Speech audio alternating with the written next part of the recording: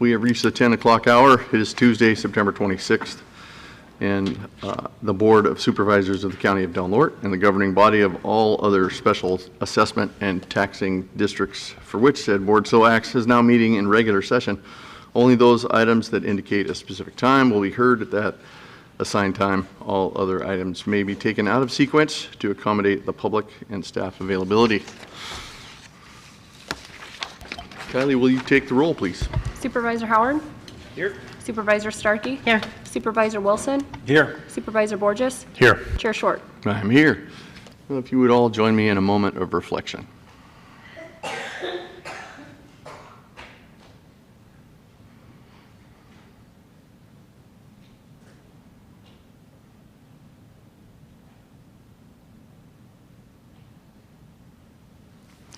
Thank you. Supervisor Borges, would you lead us in the Pledge of Allegiance? Ready to begin. I pledge allegiance to the flag of the United States of America and to the republic for which it stands, one nation, under God, indivisible, with liberty and justice for all.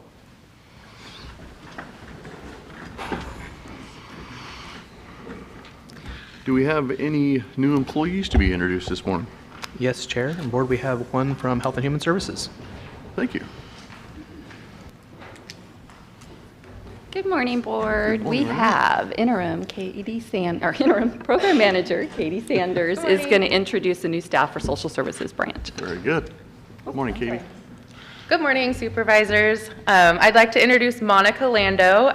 She's been employed by the department previously as she worked at Juvenile Hall, but she's now with us in Social Services as our legal clerk.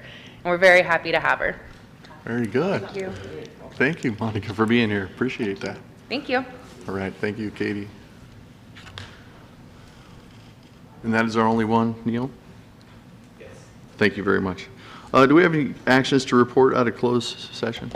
Not today, Chair. Thank you, Joel.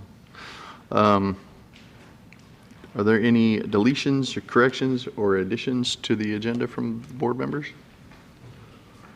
Okay, seeing none. We'll receive brief reports at this time. Supervisor Starkey, you want to kick us off? Of course. Thank you.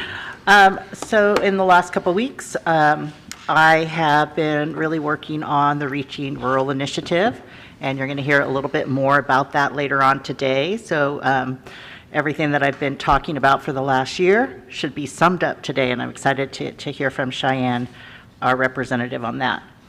I attended the local Behavioral Health Board conference, and we went over Proposition 1, which is the MHSA modernization plan. And we went over that in great detail. We talked about how it was going to impact small communities. We also discussed the performance outcome data, and they actually used Del Norte County as an example. And they were impressed with our outcomes. So every year we have to report what the outcomes are for the services that we are providing. And so we went over that for the state. We talked about the behavioral health continuum and then about community engagement and unconscious bias. So that was a really great way to spend a Saturday, and I was happy to attend in our chairman of the local behavioral health board's place. And so hope I can do more of that in the future. I attended the Area 1 Agency on Aging Advisory Council meeting and City Council meeting, a behavioral health cultural competency meeting, the information security meeting. Dan McCorkle is our IT director, and he's doing a real fantastic job getting policies together with regard to our information and our technology so that we can kind of protect ourselves as a county. You're seeing all over in the nation these hacks that are happening on systems. I think Vegas was shut down because of a hack. In San Bernardino County, I believe that they had to pay a ransom. So Dan is really taking a bold look at how we can protect our county and our system.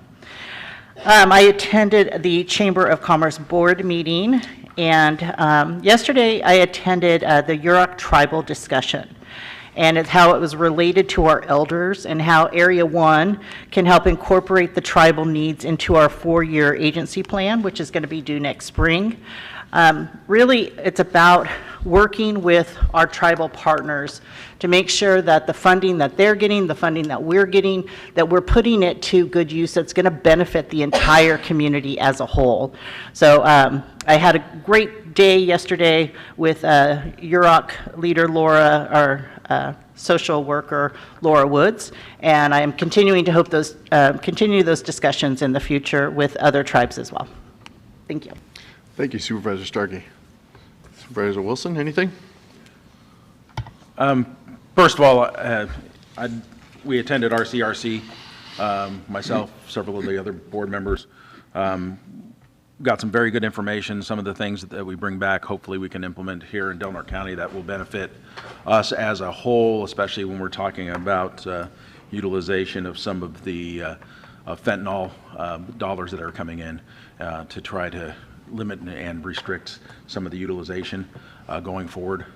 We looked at several programs that were being done by other counties that were very successful in helping to mitigate some of those issues, and some of those programs hopefully we can bring up into Del Norte County. They're easy to implement, but they have a significant impact, especially under the recent information that Del Norte County was 6th in our state for dispensing of opioids. So one of their actions is to address doctors directly, pharmaceutical directly, and help in educating them on alternatives to opioid prescriptions and reducing that. And they've had very good success in their programs. I also like to apologize. I was away at RCRC. I did get several calls from the Klamath area. Unfortunately, PG&E had some requirements that they had to do repairs to their lines down in Klamath, which required them, or for their purposes, because of the requirements that they were fixing on state park and national park lands, that they had a limited window of operation, and that required them to shut Klamath power down from 7 in the morning to 7 in the evening for 4 days. During that period of time, unfortunately, their notification system had failed. It was supposed to go out to each individual person in that district that utilizes that power, and then those notifications failed. If you put your notification in, your information in, you're supposed to get personal notification from PG&E. That system failed them, and no notifications went out to individuals in that zone. Also, emails were sent out to county, city, and UROC tribe. Unfortunately, they got lost in the process. Basically, they were not directly targeted to any individual. They were just blanket. And so because of that, we didn't get advance notification, even though it was sent out ahead of time. We didn't know it and didn't get it out to the public. And so we dropped the ball in that area. And for that, that was something that we should have done a better job of, and it just failed to do. I've tried and hopefully got to where notifications of these kinds of things in the future will come directly to myself and to others in the county. So hopefully they won't fall through the cracks like this one did, which caused a very poor taste in the mouth of the folks that live in Klamath, as it should, when they experienced these power outages and absolutely had no advance notice. And those are things that if advance notice is given, they can prepare for, they are aware of. And we have medical fragile back there. We have other issues that could have been addressed, and unfortunately didn't get notification in time for a lot of the people down there. And for that, I am very sorry. Hopefully we've put in place notifications that will change that. To that also, we are having an ad hoc on the homeless that we will be addressing in this future week, because dollars that we had put in for on a phase 3 fortunately have come through. So we're looking at a $10 million plus grant. This is to cover several years, but again, we are fortunate that Del Norte County has been awarded that money, and it'll go towards our development, which we already have a program in place as far as what the intention of that dollars is, plus all the steps that we have already taken in advance of that money coming in, that we can now hopefully move towards the resolution that we're going to have And I'm very thankful for the rains we've got coming in, and hopefully with that'll help extinguish these blazes that we have in Del Norte County. Unfortunately, the only complaint that the rest of the state had was from our smoke. They could care less that we were burning up. Anyway, thank you. That's true. Supervisor Borges, anything? Supervisor Howard? Ain't that the truth? It was about smoke, wasn't it? Yeah. The couple things been working on the last couple weeks. I want to delve into one ideally for a few minutes, but just cover real quick. Working towards a meeting first week in October with Coos Curry Electric, Bonneville Power Administration, Pacific Power, and getting a conversation going to work on the redundancy piece so we don't, if there's a catastrophic fire again that burns up lines, we don't lose power for a week solid before generation could come into our community. But that conversation looks promising. There's been some feasibility studies done by both agencies, in this case PAC Power and Coos Curry, but they hadn't been able to get to the table to date. So I'm hopeful we could get some conversations moving, as there's a lot of existing right-of-way we could take advantage of that used to exist back in the day. North Deal meeting also occurred. One of the highlights of the North Deal meeting, at least in this case, is that we're going to have two-way traffic for the first time in a decade on last chance grade. That is a highlight to see. Hopefully we'll see a lot more movement as it relates to progress on our preferred alternative, which is the tunnel on 101 that will bypass that area that continues to fail. And even the sensors that they've installed recently are no longer sensing any movement because they've been disconnected at 175 feet in depth. So it's an interesting process on how things work on 101 at last chance grade with the movement down there. In addition, as Supervisor Wilson mentioned, the fires are continuing to attract a lot of attention, at least locally with staffing. We have a Type 3 team that's beginning to transition today. This is our fourth interagency team that will receive. I do not recall where they're coming from at this date, but they'll be continuing mop-up efforts up on the hill, hopefully getting things wrapped up, and we can move towards a very good game plan, which they call BEAR, which is an evaluation of the impacts of the fire, and begin some reforestation efforts and other things that will help seal up our areas. What I did want to highlight, if you hadn't read about it in various news articles or seen it on the news, was the governor's executive order that came out on September 21st, which is a movement towards Ricardo Lara's office, the insurance commissioner, to make some fast decisions, as our state legislature was unwilling to act during this last round in trying to take care of this fleeing of insurance companies from the state of California as it relates to natural disaster. I think it's just a stopgap measure. There's a lot of work that still needs to be done by our legislature to negotiate with the insurance companies to make these things roll. However, the support given to the commissioner's office specific to his plan, which right now covers a couple things, and I'll just hit on the highlights, which is essentially transitioning homeowners back to normal policies from the FAIR Plan, which he's trying to reach an 85% goal of here within the next year. Also on the FAIR Plan policyholders, if there's some compliance with the new safer from wildfire regulations that his office is enacting, there would be a discount and a recognition by insurance carriers of those enactments, which would help to reduce their policies. In addition, as we discussed here at the last meeting, that FAIR Plan is vastly underfunded, and there looks to be a potential action that would take place to begin to pump some additional dollars into the FAIR Plan to help close that $1 billion liability that currently exists in it. And then also to bump up some commercial coverages up to $20 million per building, as a lot of buildings that are getting eliminated during these fires just so happen to not be covered completely under the FAIR Plan as it currently exists. So those are just a couple of the highlights, but I'm glad to see at least somebody was willing to take some actions to put a finger in the dike while the legislature catches up with the insurance lobby here in the state of California to try to make some fixes. So that's the end of my report. Thank you, Supervisor Howard. Yeah, it was interesting to hear about the Board of Forestry and that process that's been going on that you've been working so hard at to get some sanity in that. They tried to change the rules, and then a lawsuit was brought that said you can't do that without public comment in that kind of process. So they decided to come back and say, well, turns out we don't want to change it because we're just going to interpret it different.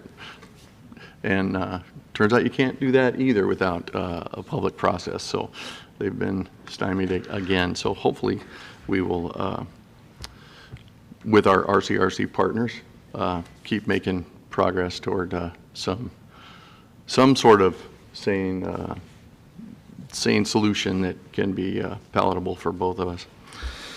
So as was said earlier, we took a trip to the annual meeting at RCRC this last week.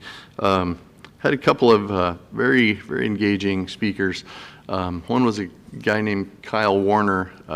He's a mountain biking enthusiast, famous rider and racer. Had some really great things to say about mountain biking tourism.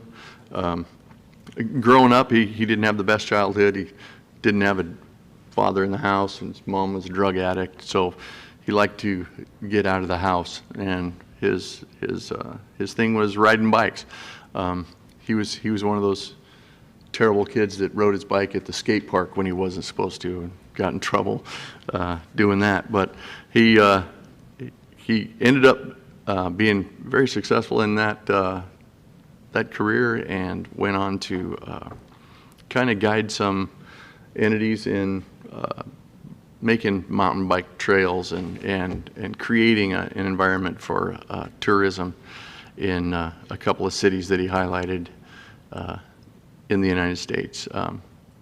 I know that if Joe Gillespie is listening in, his ears probably perked up because he's working on getting some mountain bike trails going in the Smith River NRA presently. So hopefully that will develop into something bigger, and it would be great for the whole county. We heard the presentation on the fentanyl crisis. I was kind of disheartened to hear them kind of dismiss our problem at the southern border, kind of saying that, you know, drugs, they come in other places, San Francisco Bay and through Canada, but we know that literally 90% of the fentanyl that comes into the United States comes across our southern border. So we just need to still keep that word going forward, and hopefully get some action to stem the flow of fentanyl coming into the United States. I know that we're having an overdose here in Delaware County 3-4 times a week, and it's a terrible situation. We also had a session with a girl named Adrienne Haslett. Great lady.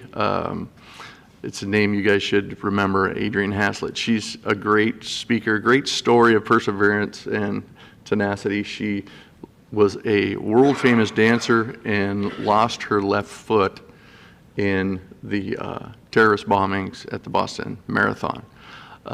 So if you would like to look her up and listen to her story, it's a great one. RCRC is working on some great stuff for rural counties, and one is coming up against AB 338, which is a bill that would require biomass fuel reduction work be paid at prevailing wage, would really make it untenable for doing the much needed biomass removal work that we have in our forests. Also, they have worked against SB 525, which would mandate that $25 an hour minimum wage for everybody working in the medical field. we had a talk on rural hospitals, and we come to find out that they are operating in a 1% margin, largely, a lot of them. So that mandate for that $25 an hour would quickly eat that up. So I can't imagine what Delaware County would do if we did not have our rural hospital. It would be a terrible situation for all of us who need medical care. And there's a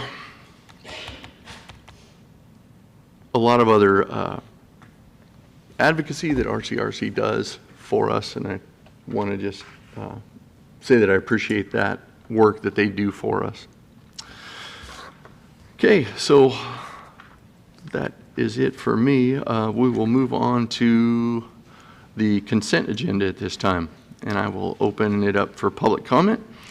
Is there any public comment on the consent agenda? Good morning. Good morning. So I did miss the meeting last month, so I'm speaking to the minutes of the consent agenda. I'm very pleased to see that you decided to keep county council on for another 4 years. Because after all, he was giving free service to the tri-agency for 2 years. And I mean, come on now, you're not going to find another attorney that does that. Let me see, where's my notes? Oh, the budget. So the budget. I was a little confused looking at that, but I see Clint is out here. I noticed that the public nuisance budget went from $9,624 in 2021 to $433,497 in 23-24. So, what? I'd really like to know about that. County collections from 2021 went from $14,412 to $114,412 for 23-24. So I don't understand why we're padding this so severely unless it's just so that you can grab money from different spots and use it, but it doesn't show it that way. Tobacco prevention, $343,466. I think we could cut the fat there actually, because people are going to smoke, and no matter, you can't make them stop. If they want to smoke, they're going to smoke. So I think that's a waste of money. But I mean, we could talk all day about that budget, but you're going to approve of it. So it was on the meeting minutes. Thank you. Thank you.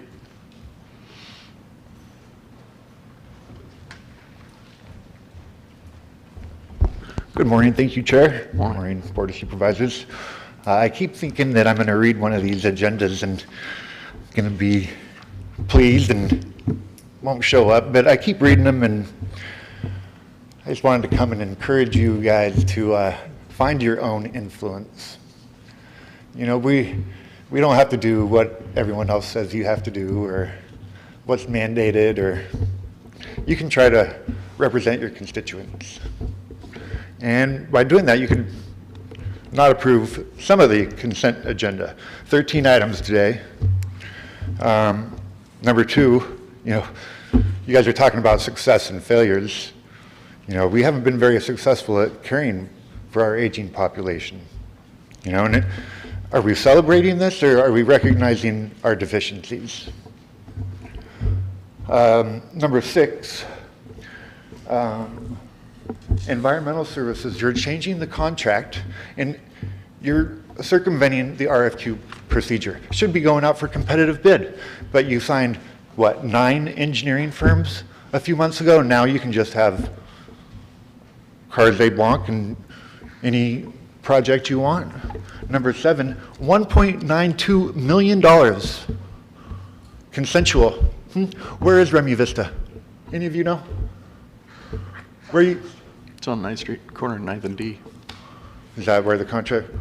So they're getting $1.92 million on 9th Street. How many people do they serve? About, well, it's a lot of money.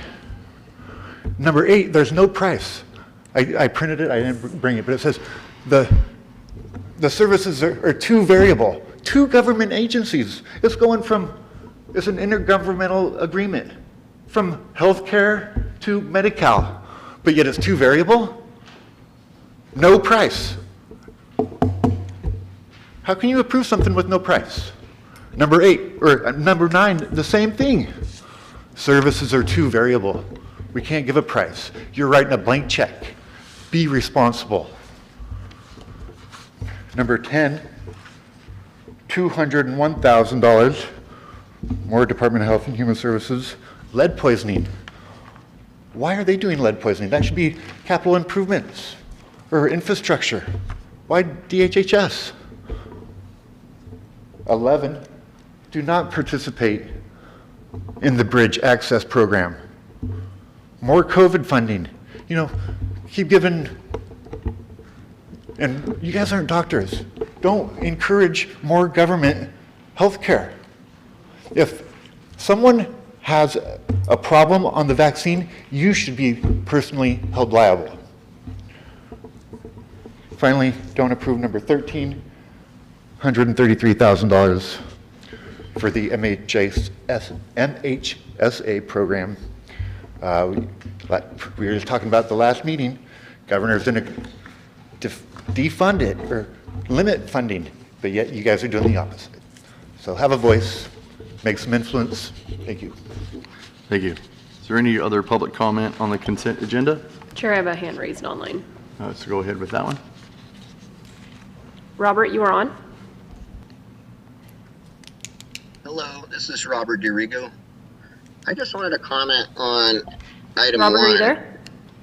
I'm sorry, can you hear me? Can you hear me? Oh, shit. I'm not sure if it Okay. was missed. Can you guys hear me? All right, I will go ahead and close the public comment period at this time and bring it back to the board.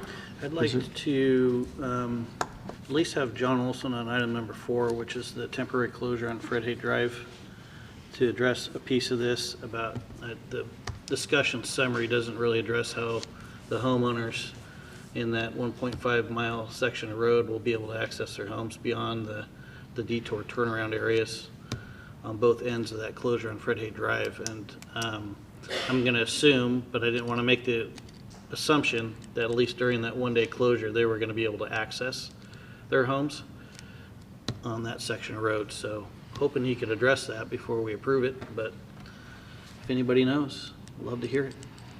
Heidi, if you're listening, or John. Also, I'd like to pull 11 for a separate vote, and I just want to comment on 13. You know, that it's the Family Resource Center does a lot of good in our community. We don't, we have to have a driver's license to drive a vehicle, but we don't have to have a license to be a parent. And the skill sets that they offer to new parents to learn about the things that they do need to learn about, and those that have the interest and go and take those courses to find out better parenting skills, to have better, as they go into that process, it's good to have in our community, and they do a wonderful job in putting out these services.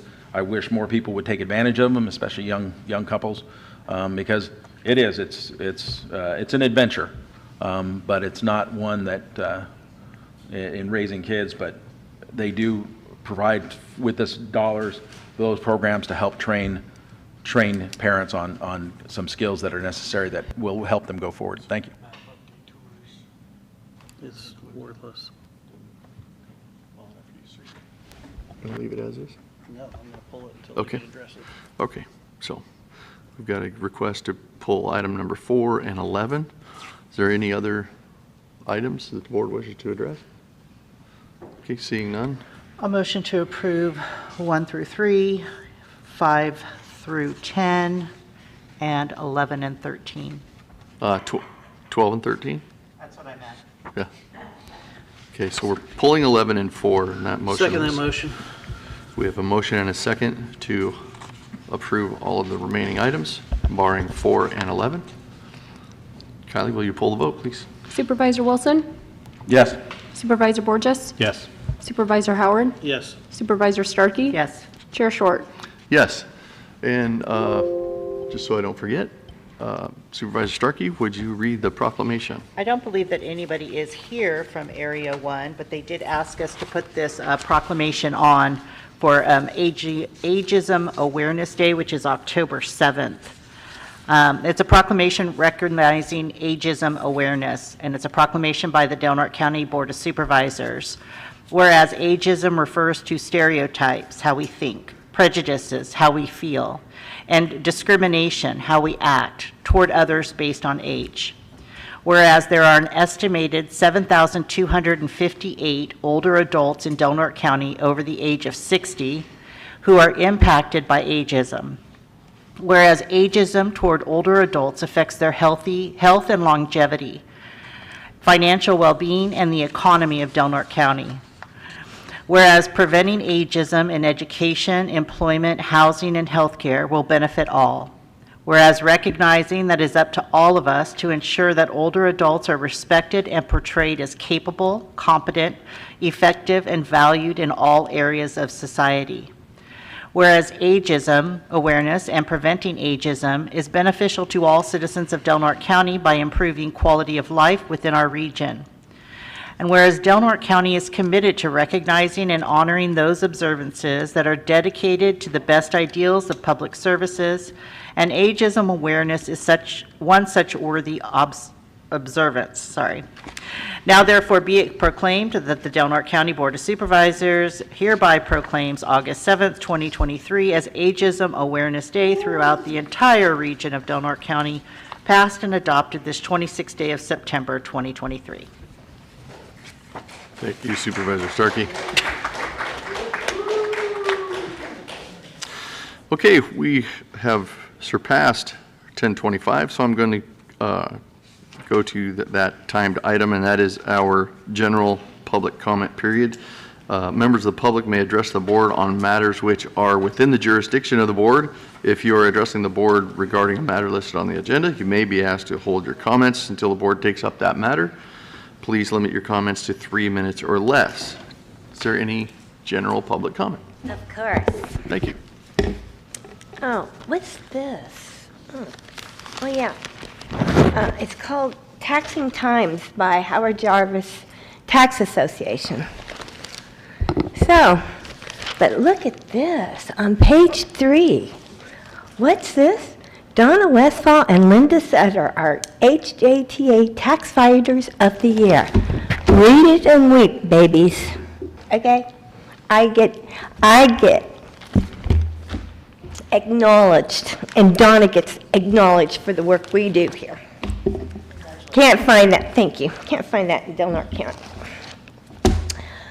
5 felonies, 3 misdemeanors. Is a deputy that is currently working for our Department of Sheriff. Not a good thing. One of those felonies is perjury. Imagine that. Still researching this. Have documents, but I'm trying to find out the disposition. In any case, just the impropriety. If somebody finds out this officer is still working for the county, an attorney, and finds out he's got a felony for perjury, what do you think that's going to do to cases? Hello. And as far as the RCRC meetings, I understand that they're important to you guys, especially because you're going to Sacramento and, you know, Elbow and everybody. But you know what? I think there's a lot of fat to be cut there. I'd be viewing those on the monitors. And this is why. Let me see.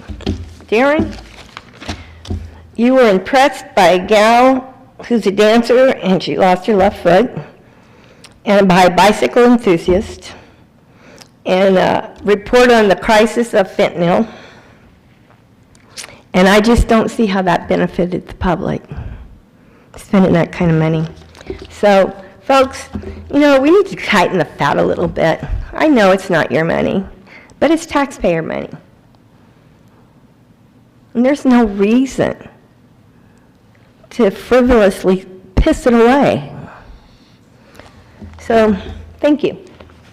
Thank you. Is there any other general public comment? Yes, I'm here to talk about the nanobiotech that's in my body. And as I spoke to the city council, it's 80 to 100,000 times smaller than a human hair. Neurorobotics, this is what is being used in my body. In your jurisdiction, Janet Altman was bribed, paid, and rewarded to participate in psychological warfare under the guise of helping me, like many people in your county. I challenge the Secret Service to see my evidence, hear my side in defense to prove that I'm a COINTELPRO target. COINTELPRO happened in your jurisdiction in 3 separate time frames. In conjunction with nanobiotechnology, it can be used to cause catastrophic personal brain injury. Many people in your community are being bribed to participate in abuse. I am not the problem at all. Mission Possible physically assaulted me because they were bribed and paid trying to create a false flag event, trying to get me to act in violence because I won't. For almost 3 years, the FBI, Roseville PD, and police are trying to get me to commit a crime. I'm an untouchable person, which is why the false heinous kid narrative has been created. And the propagation of Sarah, Mike, and Robin's narrative regarding Dave Altman, who I took care of with love and kindness, even though he was a molester and pedophile, which is what is being implied about me in psychological warfare. I've never sexually assaulted anyone. I've never hurt a child. I am the one who's been sexually assaulted, including by Deputy District Attorney Iris Holbrook Yoel. Quid pro quo applies to her and Robin Robles. Those 3 should be in jail, in prison, for what they did to Dave Altman and Janet Altman. I protected him and saved Janet's life. She wanted to kill herself. But we need to talk as a society about nanobiotech.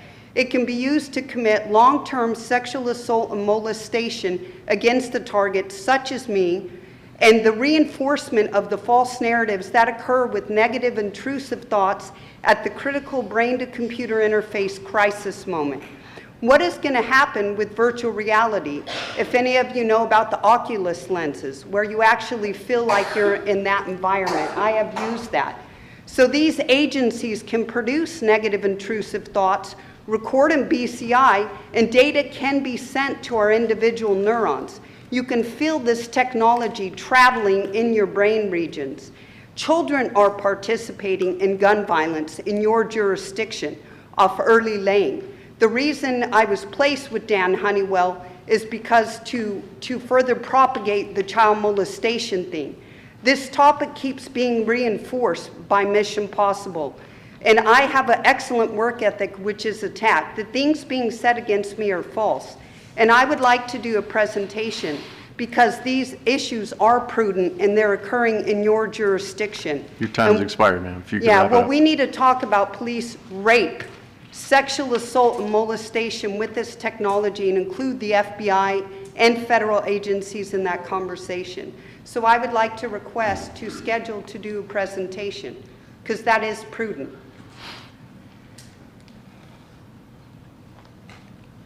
Are you going to lie to me and say you didn't get the false terrorist threat alert that was issued against me, which I've never been? Ma'am, your time's expired. Okay. What do I do to schedule a presentation about COINTELPRO operatives? You've already talked to me about it, and I responded to you. Yeah, but I would like to do that request again because they terrorize people and try and murder people with a COINTELPRO-induced suicide. And that is prudent to discuss.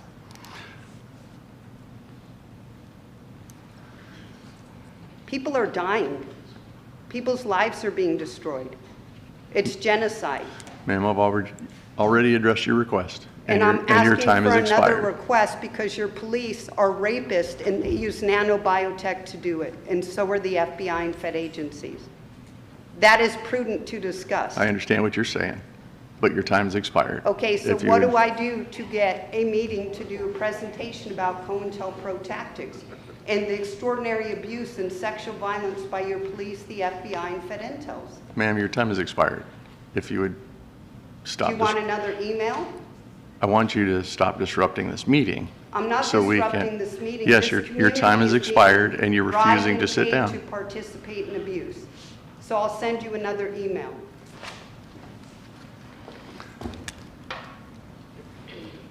Police and FBI rape needs to be discussed.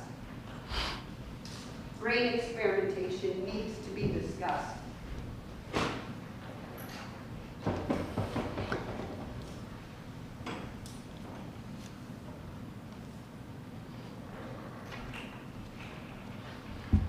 On a lighter note, Good morning. good morning.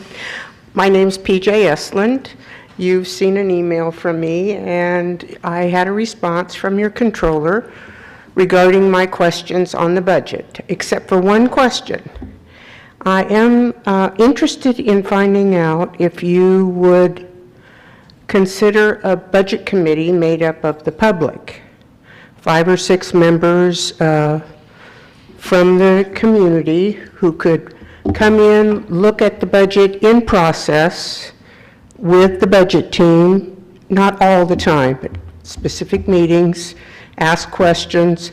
It would make the budget process much more transparent, and it would give you the opportunity to have the budget committee, which are part of the public, meet with members of the community to answer some questions. It would, I think, help with the whole process even during and before the open public hearing. So I would ask you to consider that request. I've been involved with budget committees in Curry County for 10 years, and it was extremely successful. So please consider it. Thank you, PJ. Thank you. Is there any other general public comment? I have hands raised online, Chair. Okay, let's go ahead with those. I apologize if I pronounced this incorrectly. Daria, you are on. Thank you so much. Can you hear me? Yes. Okay, my name is Duria Sayed, and I serve as the North California Outreach Analyst at the Department of Insurance. I want to thank Supervisor Howard for really introducing Department of Insurance today and actually speaking on some of the points that I was just going to come and talk to you about. I just wanted to come to let you know that I'm your outreach analyst and having wildfire insurance, at this time is not an easiest time. So we just want to assure you that department is there for any help you will need. So I just want to give you a quick update on our wildfire safety regulation. I would be happy to come at another time and share the implementation in detail to your board and at some other scheduled date and time. But I just wanted to know that our regulations for safer from wildfires were approved on October 2022, and the department has received insurance companies have submitted their rates, and the department is reviewing them. The Department of Insurance worked with the State Emergency Response and Preparedness Agency, including CAL FIRE and the Governor's Office of Emergency, to create a list of action that can protect yourself from wildfires. So we call it SFW, as Supervisor Howard said. And the regulation directs insurance companies to provide discount to consumers with transparency about risk rating. And so the regulation required insurance companies, that, like I said, to recognize the benefit of safety measures such as upgraded roofs and windows, defensible space, and community-wide program as FireWise and the Fire Risk Community designation developed by the State's Board of Forestry and Fire Protection. So the new regulation will require insurance company to give you why you have that wildfire risk scores and what factors went into the score. So we are hoping it will bring more transparency. We are also hoping that we know that the regulation also have a component of right of appeal. So that gives the power back to the consumer that if they are not satisfied with the response, the Department of Insurance will help you in this regard too. So also homeowners association may qualify for other optional wildfire mitigation effort discount, and insurance company may choose to include it in your rating. I also want to say that CDI and CAL FIRE reached an agreement that Supervisor Howard said to increase the commercial coverage limit to 20 million per location too. And then also want to bring you the thing that Department of Insurance is still reviewing all the plans, but department has approved the FAIR plan to begin offering insurance discounts starting August 23rd, and expect to have other companies approved by the end of the year. So the FAIR plan has offered a 10% discount on policies in a participating Firewise community since May 18.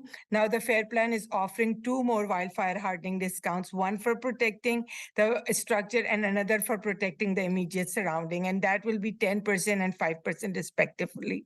And we are hoping that this will mean, this will help. And I also is the one who sent you a lot of email, and I send you an email from Commissioner Lara's office with regards to Commissioner Lara's order to Thank you, to the Dariah. companies to. Yeah, sorry. Yes. Sorry, I I didn't know. mean to interrupt, but we do have a 3-minute time limit during public comment. Thank you so much. I didn't see that, and thank you so much for that. I just want to know we are here for any Yes. insurance need and policies review and stuff. And for the zip code, people can go on our website and look if their zip code is under the moratoriums. Thank you so much for this time. I thought you might want to say something to her, so. Yeah, no, I appreciate your efforts, and more importantly, I know this is a new area for your coverage, but all the communication that you've had with me so far over the last several months has been extremely helpful, at least for the constituents currently affected by fire. So appreciate you chiming in today. Kelly, did we have another one? Chair, Robert's hand is still up, so I'm going to try him again just to make sure. Please do. Robert, you Hi, are can you hear on? Yes, we There can we hear go. you. All right.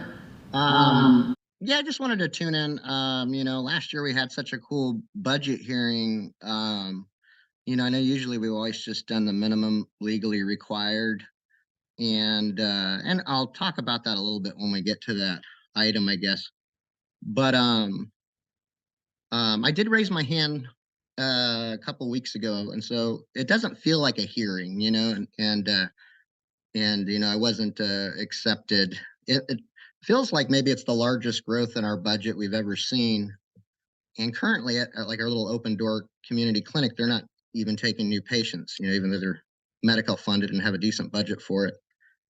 And so you start to wonder if you guys are putting the love in on your end to make sure you're spending with your hearts. I've heard people say cut the fat.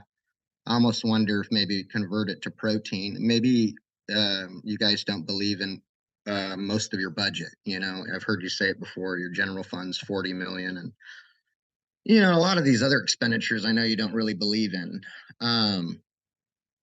But I just don't feel like we had a budget hearing. And so I went out to Home Depot and I wrote Joel too, your county council, and asked him if you could be replaced by houseplants. Seriously. And so I went out to Home Depot and went into their garden section, and I tried to find houseplants that I thought best represented each district. And first we went on to BuzzFeed and there's personality test to figure out what houseplant you were. And really, we just got through Dean Wilson, and Dean is a pothos, a golden pothos. So I found him I don't feel that great, so I didn't come in today. But I'll bring you the plants next time. So we got you a golden pothos that's a hanging plant because you're a lawman.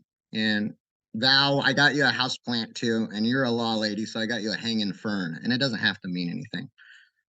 But Darren, I noticed you didn't back up Val to actually have a budget hearing. I've seen her go out of her way to try to make relationships with you fellas to think that's going to help somehow. And then when it comes around to accountability, nobody wanted to back her up on a budget hearing. And I thought like you guys were working kind of together. I never really thought much of you, but Aldo's, whatever. Freaking, so I got you a snake plant, you know, and I like snakes. I don't really think that needs to mean anything.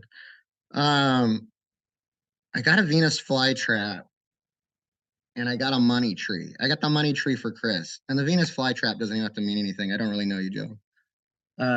But the money tree's for Chris because we're not paying you enough, you know. And you know, it's the thing is I've gone into your offices throughout the years. I've never seen a supervisor in there. And yet, and it's because you think you're underpaid, but really we pay you about 85 grand a year when we add up unfunded pension debt and all these things. You guys make more than $25 an hour. I heard Darren object to 25 an hour for healthcare workers. You make more than $25 an hour with the little time you put in. Just an unfunded pension debt. But we're not able to look that over in a budget hearing because nobody backed up Val to have a real budget hearing. And I noticed that there was a year and we had 2 females and we had a budget hearing that only they showed up for. And you know, whether it's McDonald's or whatever, if you're a McDonald's stock owner, you want to know that the people representing you are making sure that you're going to get a decent return for your investment. Robert, your time has expired. If you'd wrap it up, please. I appreciate your guys' time. Thank you. I hope you'll appreciate your house plants. And I hope that Kylie will water them. Thank you.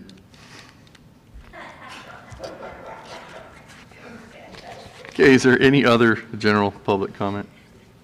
Nobody else online, Kylie? Okay. I don't have any. I will go ahead and close the general public comment period and move on to our 10:30 timed item, which is receive a status update presentation from Federal Engineering on Phase 2 of the OES Communications Interoperability Project.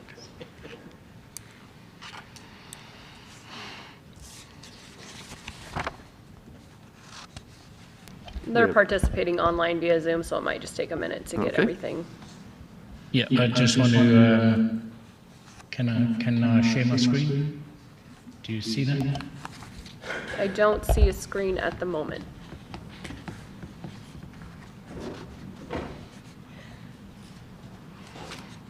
I've clicked on share screen and I've got the screen, so.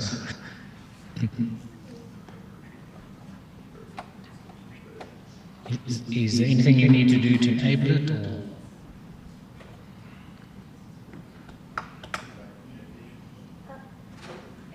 All right, it has started. You're good. Okay, thank you. Okay, appreciate your time. This is David Terms from Federal Engineering. I've got 2 other colleagues on the line with me as well. And so we'll just do our introductions and we'll keep our presentation brief. So, Rajit. Thanks, Dave. Hey, good morning, all. My name is Rajit Javer. I'm Director of Operations with Federal Engineering. Provide oversight on this project, and I'll turn it over to Louis. Yes, good morning. Louis Camarillo, Lead Consultant, Federal Engineering, serving as the technical lead on the land mobile radio side. Great. Well, we'll go over the agenda. So the main items we wanted to cover is the project scope, what it is we were scoped to do, the status of this phase 2. We completed a phase 1, which we'll go over, and then the focus of our conversation and discussion today is phase 2, which is the evaluation piece, and then also the next steps. So those are the 3 key areas of their agenda. As far as our scope, so as I mentioned, we had a phased scope, a phased approach to the scope. So the first phase was the assessment phase, where we really looked at everything on the land mobile radio side, on the PSAP side. It was an assessment that took approximately 8 weeks, and we found key areas that we identified, 8 key areas. We delivered a report and presented to this Board of Supervisors back in March 28th of this year, so about 6 months ago. And the board provided approval to proceed to phase 2. We are now, the focus of today's presentation is phase 2, the evaluation. It's taken approximately 20 weeks. We delivered to the County of Del Norte a phase 2 evaluation and gap analysis report. And then subsequent to this, will be the phase 3 portion, which will be approximately 10 weeks in length, and we'll be providing our recommendations as to how to proceed to improve the systems. I'm going to go ahead and turn it over. Actually, I got this one too. So this goes into a little bit more of the scope of phase 2. So what we really looked at was that land mobile radio system and also the mass notification system that the county has. We further evaluated the coverage, the radio coverage that is, the capacity and channel availability, the spectrum availability. We also went into what are the interoperability needs and what's the governance that's available. On the PSAP side, we looked into staffing. What is the staffing levels at? Has there been issues with recruitment and retention? What are the salaries that dispatchers are getting, and what the competitive framework is in neighboring counties? And then we assess the training and exercise requirements. And I will now turn it over to Louis to get into the specific findings with respect to the radio system and subscriber radios. Yes, thank you, Rajit. So continuing on from phase 1, we took the data that was collected for that report and moved on to do an assessment, a detailed analysis of the existing communications infrastructure in the county. So we identified radio systems used by law enforcement and fire and EMS agencies. We know that these currently operate in VHF, very high frequency spectrum. They are disparate analog conventional radio systems, one for law enforcement, one for fire, each with a slightly different site constellation. Some are common sites, such as Camp 6 in Crescent City. However, law enforcement is at Red Mountain and fire is at Requa. We also know that there are tactical and local repeaters at some of the fire stations throughout the county, including Gasky, Smith River, Fort Dick, and Crescent City, that are also used to augment communications for agencies. And then also a plethora of base stations that also help to do some of the control and local simplex operations. Now, we did, based on the analysis of the models and manufacturers of the current systems, we did identify that the equipment, both on the system and subscriber radio side, are end of life with limited or no support from the manufacturers. We know that the antenna systems, as well as the repeaters, are aging, and that yields degraded performance. And the report makes our findings, it highlights, that the county should consider replacing the radio system and subscriber unit products. Next slide. As Rajit said, we looked at also the mass notification systems that are in place. We know that the county uses a platform from Everbridge for mass notifications of the public. This is a system that is a hosted system with geographically distributed network operation centers. It provides notifications based on location and severity of events. We also know that the first responders have a system called I Am Responding, and that's an application used for notification of their departments. That's also part of the notification systems in the county. And then there are tsunami sirens as well that we actually physically visited and made notes of some of the improvements that will be needed in the next phase to achieve improved operation. Next slide.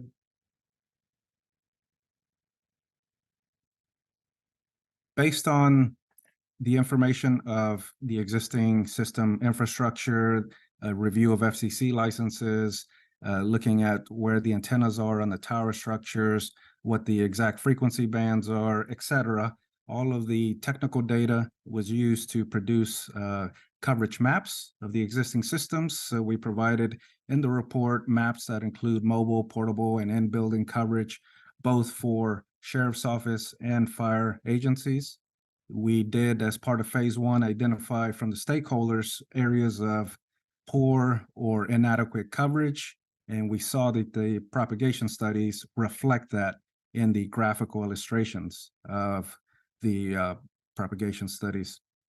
We know that going forward, one of the sites, Red Mountain, will need to be replaced with other sites. So we will analyze that in addition to identifying other potential candidate sites to improve coverage in those areas where stakeholders need better communications.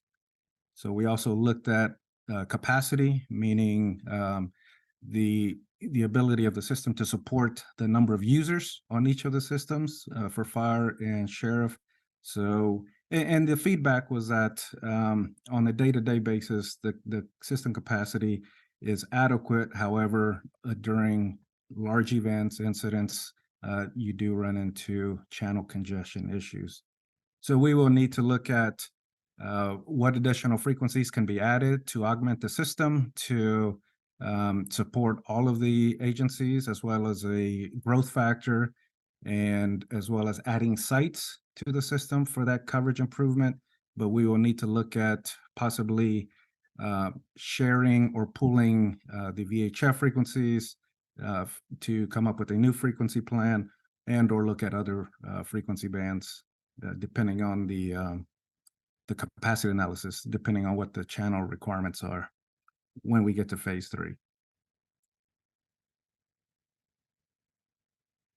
And the last slide I have here is we looked at the current interoperability capabilities, the governance structure for the systems. We know that for the current landscape in VHF, there is interoperability between law and fire on the VHF channels.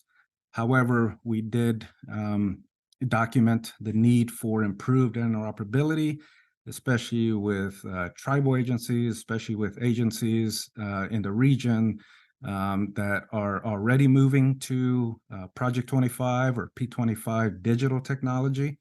So we know that there are agencies already purchasing P25 capable radios. We know there are agencies, state agencies such as Department of Corrections and the California Interop radio system that are on P25. So therefore, the county, to achieve that improved interoperability, would need to look at purchasing P25 capable equipment on the system side, and also P25 equipment on the subscriber side, the radios, the mobile radios, the portable radios, and then do programming of channels in between the different agencies. The last thing is governance. We identified and documented the lack of a governance structure. Right now, we are not aware of a governing body that defines operations, maintenance, or subscriber or upgrade cycles. So we see the need for creating a governance board to establish 2 groups within that, a technical advisor group and a user group for the next system, the upgrade and or replacement system in phase 3. So we will touch on those in the next deliverable. Yeah, thanks, Lewis. Also, what was investigated, was looked into, was on the dispatch and PSAP side. In the first hand, the facility, it was built back in the I think it was 1960s, before seismic standards had actually been developed. So although there was an upgrade and remodeling in 1995, there doesn't seem to be any seismic retrofitting done. You guys are not on a fault line, so it's not highly essential, but pretty close to one. So it and I know that you have also applied for some grants at various stages to get the funding to do that, but that hasn't been possible to date yet. The location is also within the FEMA designated tsunami hazard area, so that is of concern.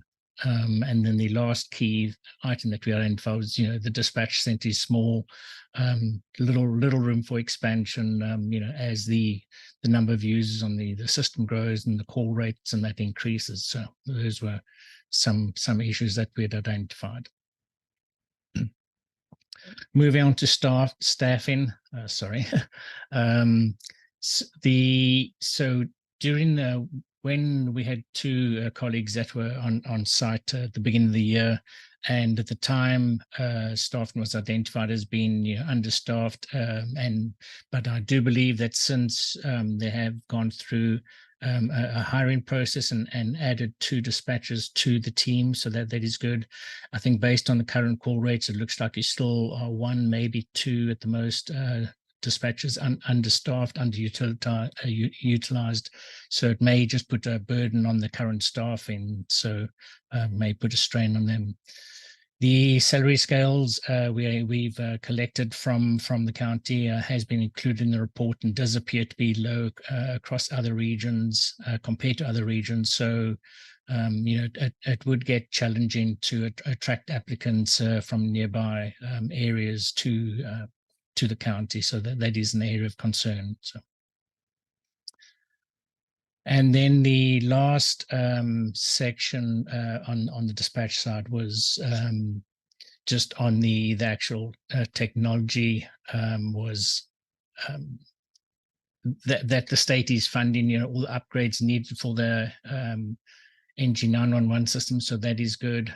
At the time of the visit as well, the CAD system was identified as being outdated. The IT manager was in the process of reviewing other options, and we believe that has since been procured and been installed. So I think those were 2 initial findings, but I believe that been taken care of.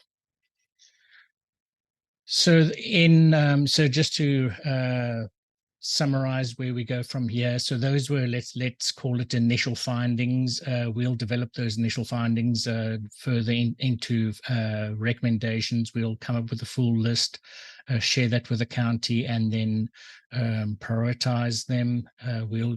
We'll gain, once we get consensus on the top 3 solutions, we understand that, the budget is not, is obviously defined and limited. So we'll identify the top 3, and then we'll develop budgetary estimates and an implementation plan for those.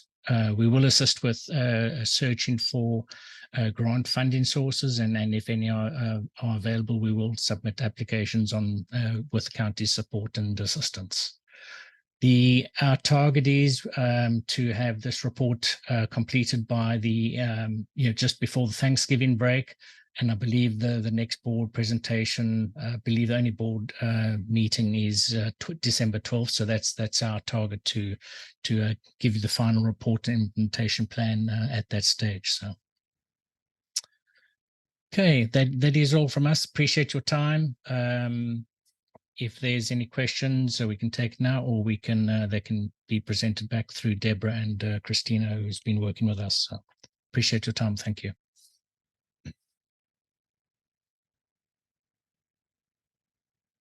Mr. Starkey. Hi, thank you so much for that update. One of the indications, I just want you to know, we are working to get more dispatchers. So I just hope that the public and everyone knows that we are working hard to get some equitable contributions from our partners. One of the things that you said is that in the current dispatch location, that being in the tsunami zone is some of a hindrance. Is that a deal breaker? If we were able to hit 3 of the other marks, we found more space, we could expand. Is a location in the tsunami zone, if we moved it from the Sheriff's Department, which is in the tsunami zone, to another location that is also in the tsunami zone, but was in larger, with more ability to expand, to put equipment in, is the tsunami zone a deal breaker, is what I want to know. Yeah, I'd have to take it to discuss that with the team. there is one key team member that is not with us this morning who did the study. So I apologize not being able to address that directly, but we could take that up. He's when he returns next week, and then we can take up that discussion and have that with the county's project team as well. Thank you very much. Any other questions or comments? Supervisor Howard. One comment. One thing that came to my attention during the last several weeks of fire here in our county, specifically with our Everbridge system, it just doesn't seem to have the outreach that it really needs with the public, and it really is dependent upon who signs up. But we did notice quite a bit of effective communication when we partnered with the Del Norte Unified School District and their ability to get out messaging much quicker into a wider audience than us. I'm hoping that during your evaluation process, you could talk to their IT folks. So if there could be a marrying of systems, potentially, depending on what your recommendation is, so we could get a wider audience for those emergency contacts. Great idea. Thank you. Supervisor Wilson. Appreciate that. Yeah, Supervisor Wilson, just a question on your analytics. Have you looked at this last period of time with our power outage and fire? We had a severe collapse of our 911 system, as well as our cell systems and our hardline systems. All were very problematic in trying to deal with not only the amount of incoming, but also just the failure of the system that we currently have. And have you looked at the causal effects of that failure and how we would best develop a system that would not collapse so readily when needed?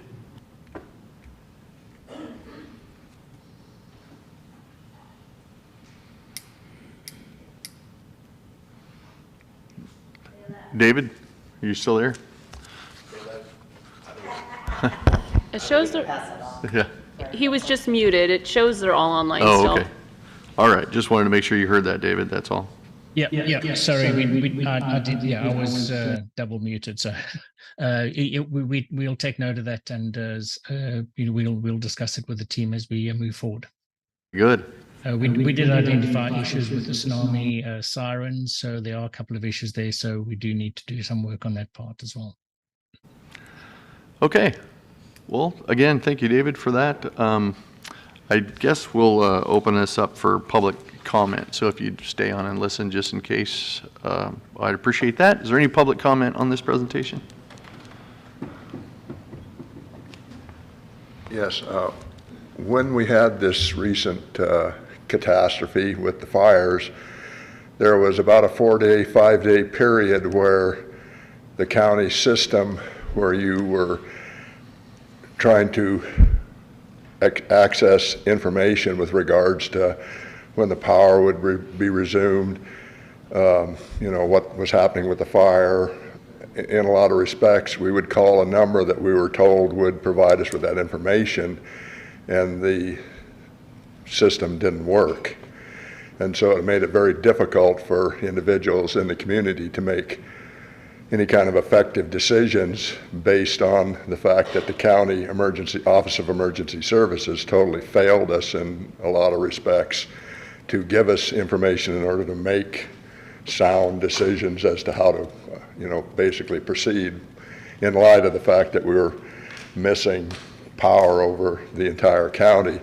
And I was wondering if this effort is going to alleviate that situation with your Office of Emergency Services, because all I heard from this board and others in the community, and particularly in the government section, how wonderful Office of Emergency Services did, and this was an enormous failure on their part.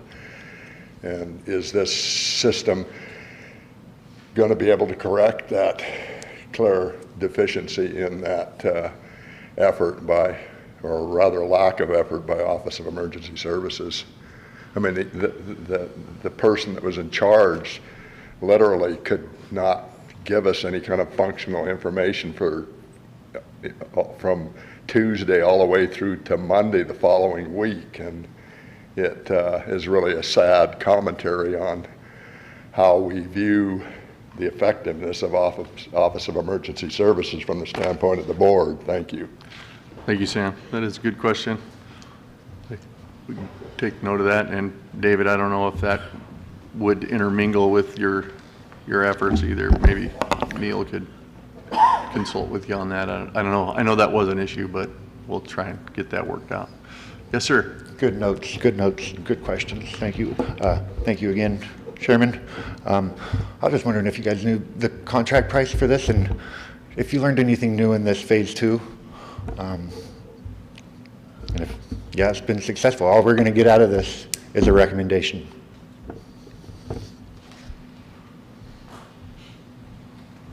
Any other public comment? Okay, I'll go ahead and close the public comment period. Thank you for hanging on the line there, David. Appreciate the presentation, and we'll talk to you again in a few months. Appreciate it. Thank you all. Thank you all. Okay. Moving on to item 16, our 10:45 timed item, Reaching Rural Initiative presentation. Hello, good morning. Hello, Cheyenne. Give it just a second for my presentation to get up on there. All right, so I'm Cheyenne Hogan. I'm the Behavioral Health Program Manager and a member of the Reaching Rural team. I'm here today to talk to you about what Reaching Rural is and how it came to be. Last fall, Laura Arruo from the State Public Defender's Office, along with Joel Campbell-Blair, brought this idea to our attention. Joel took the lead in filling out the application and talked with us about being a part of this initiative. Reaching Rural is a collaboration of many federal agencies who partner with small rural communities across the nation. It provides support to fellows, both individual and teams, over a year-long process to help them expand their leadership skills, engage them in the project and system planning, highlight successful and innovative strategies that basically address the substance use disorder in small and rural communities. So Del Norte County was selected as one of 8 teams across the nation to participate in this initiative. There are individual teams and the teams are individual members, and the teams are highlighted in yellow, and you can see Del Norte on there. The team composition for this initiative required 4 mandatory members, each representing a different sector. And as those mandatory members included an elected government official, a justice or public safety representative, a public health official, and substance use treatment professional. To strengthen our team and our application process, we also included additional members from the treatment and tribal sectors. Over the last year, we've engaged in virtual and on-site meetings. We learned a lot from each other and from national experts. We worked to identify areas of opportunity to improve outcomes for Del Norte County residents. We've also had ongoing access to a coaching team to provide support, connection with experts, resources, and assist in our project planning. We've attended 2 in-person sessions, and we're scheduled for our 3rd and final in-person meeting in December, in which we'll make a presentation to a group of potential funders, professionals who will offer us feedback on our project. Our first meeting in Washington, D.C., we spent a good portion of the time discussing our why to the work that we do. We shared personal stories of vulnerabilities, highlighting for each of us the why behind what we do. During that session, we identified our primary goal to break generational cycles. We began to flesh out the ways in which we could accomplish this work that included ideas such as local residential treatment programs, outpatient med-assisted treatment programs, detox centers, the benefits of wellness, family, and drug courts. This is a community epidemic, which does require a community response. Our team hopes to be partnering with community organization, our tribal members, and local governments. We held multiple listening sessions and have spoken with treatment providers who have underscored our belief that a critical response is necessary. People addicted to opioids live through all corners of Del Norte County.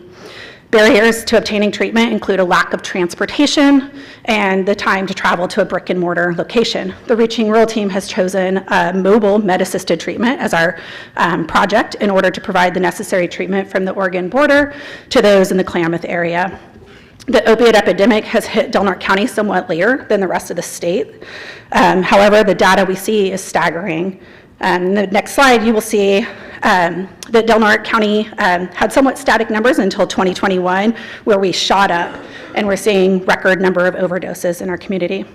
Del Norte County went from 23rd in the state for opioid-related deaths in 2021 to being second in the state in 2022. Our numbers in 2023 will likely even surpass this amount. The most shocking data to our group is that 0 to 5-year-old group. This year, Del Norte County has the highest death rate in that age bracket. The epidemic affects people of all ages of our population, and the Reaching Rural team is committed to answering the call for response. Our work will continue beyond this project. We hope to kind of work hard on other community projects to reduce these numbers to 0. And we're happy to answer any questions, and I can bring up my fellow teammates if needed to answer. Thanks, Cheyenne. Any questions from board members? Go right ahead, Supervisor Howard. No, I'm glad you guys are participating in this work. More importantly, at the last in-person meeting you'll have in November, being able to jump into some opportunities to pursue funding that will target areas in Del Norte County that we hope will move the needle, right? The sheriff has constantly at least come to me and said, I need help with fentanyl, I need it now. I'm curious if you could expand on any pieces that you learned in the previous sessions that you've attended that could help us before we went and sought dollars to support whatever opportunity you guys come up with as a team. Yeah, I mean, particularly for the sheriff's response need to things, I would say what we learned in Kingman, Arizona was probably some of the most valuable information. Kingman basically created the curriculum for which their entire state now operates, which was really driven by their law enforcement partners. They have programs such as called like Leave It Behind, where they leave Narcan on site and provide training to people when they do respond to any type of overdose, things like that. They also have a great program called Step Out on Drugs, I believe is what it's called.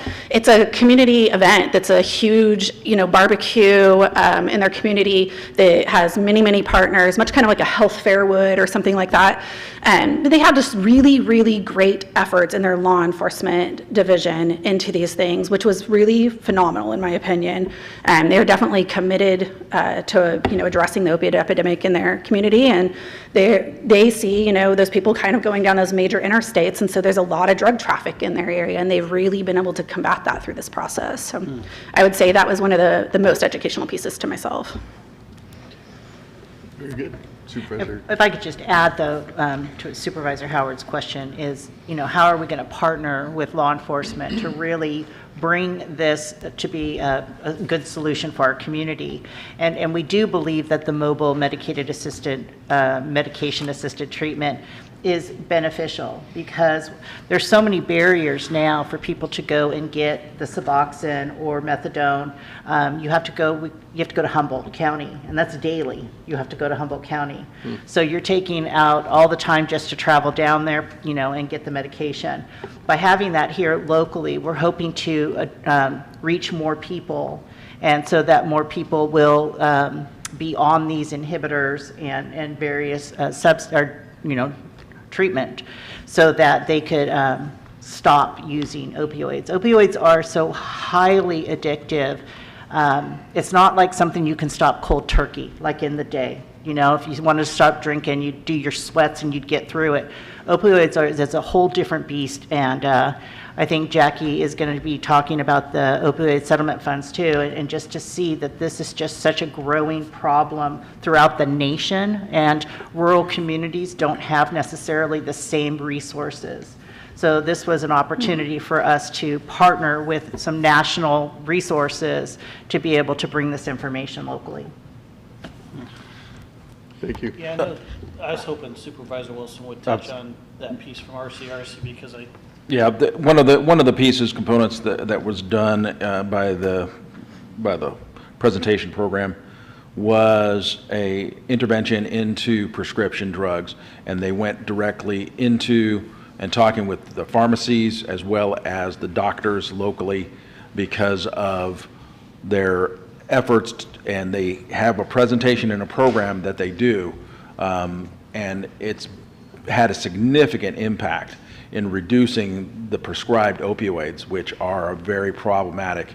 I mean, not only do we have the illicit fentanyl, but a lot of the drugs that we're receiving and abusing are being legally prescribed and are being then sold on our streets. So that is a key component to their program success, was just really reducing the supply of opioids into the community by getting the direction and the buy-in by our pharmacies and our doctors locally. And it's a cheap process. It didn't take a whole lot, but it just was that outreach and the presentation, the program, the information that was being shared, and then they saw a direct result in a dramatic reduction of prescribed opioids into their community. Certainly. Jermaine from ARC Safe Del Norte, she's our data guru to our group. She provided us a lot of information off of the opioid surveillance dashboards, which anybody can access those online and look at various counties' data on there. One of the things is Del Norte County definitely does rank higher than other counties for opioid prescriptions per capita. But we do see a steady decline in those numbers over the years, so we're dipping down and down and down, but still we're one of the higher people per capita prescribing opiates. Just one more piece, and I thought this was an effective tool that one rural county did use, and it really reflects back to some of the movement, Just Say No to Drugs campaign that Nancy Reagan had back in the day.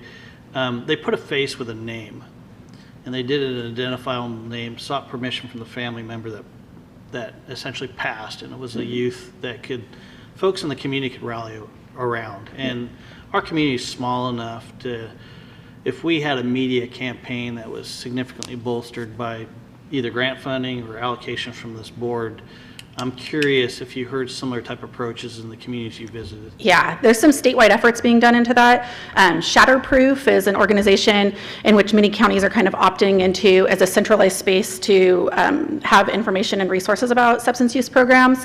Shatterproof also has a sub-agency that is about the voices. And so I think that we'll see some stuff to come through those platforms that are kind of getting statewide highlights on them, really. But I would agree that sometimes, hearing those stories is impactful to individuals. And definitely, there's a lot in that aspect behind like peer support and stuff like that too as well, right? And so even just hearing from somebody who's lived through addiction and is doing well and hearing their success stories has motivation factors to others. What this was basically was a 17-year-old high school student took one dose and died, and the impact that had not only in their school but their community, and they highlighted that tragedy as a rallying call behind education, not only that to the community and the kids as a whole, but to try to get that with the current fentanyl that's out there, that one dose is sufficient. That certainly. You may think you're taking Amylin or some other kind of drug, and you end up being overdosed immediately. Absolutely. I think it's absolutely tragic and heartbreaking that we see that children in Del Norte County 0 to 5 are dying from opiates, and that's likely exposure in the home or, whatever it is. These are not probably kids likely out using substances, but they're obviously impacted by the substance use that goes in the family. And that's kind of some of our point in the generational cycles that we see.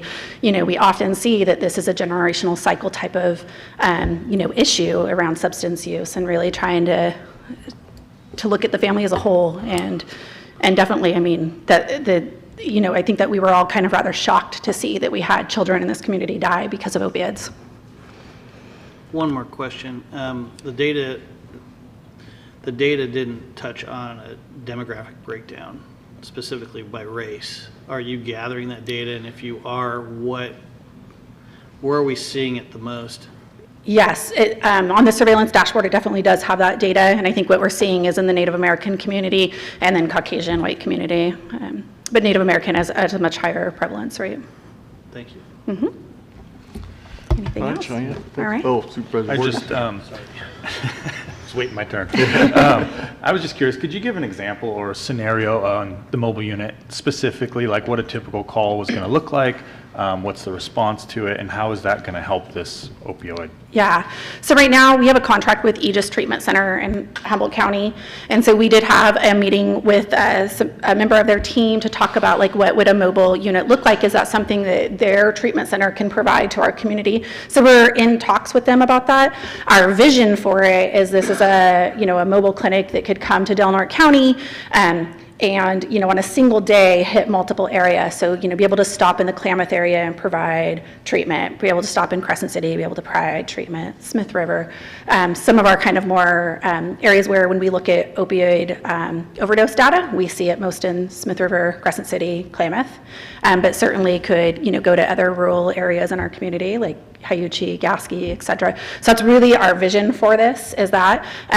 We are working through some information that we received from Aegis about some of the challenges with a mobile unit, and they're going to get back to us on some of that stuff for us to have a consideration and talk about how do we overcome some of those. But mobile units are done in other counties throughout California, you know, mostly in the heavily, you know, densely populated areas like LA or San Francisco or things like that, where they kind of station them in a certain community within that city or town. And so we're trying to do that same type of an effort. And as Valerie had mentioned, we have about 30 clients, give or take on a given day, who go down and get methadone treatment at Aegis Treatment Center. And so really trying to overcome some of those transportation barriers for people committing every single day of their life going down to get medication. That's extremely challenging, and it's hard to be a productive citizen if your day is, you know, just driving to Eureka to get your meds and come back. And so really trying to give people an easy way that they can obtain those medication on a daily process, that you have to get those meds, and then maybe still be able to work or go to school or other things to improve their lives. And in those other counties or areas that are you doing the mobile units, is there any results as far as like lowering overdoses or lessening? I mean, is there any positive results to using the mobile? I wish Jermaine was still here because she's the data queen on this stuff. So I'm sure that there is some data points we could pull on that, and Jermaine probably even has them, but she had to step away for another meeting. Gotcha. Okay. But Supervisor Borges will certainly forward that information on to you. Certainly. All right. Thank you guys so much. Okay, thank you, Cheyenne. Is there any public comment on this presentation?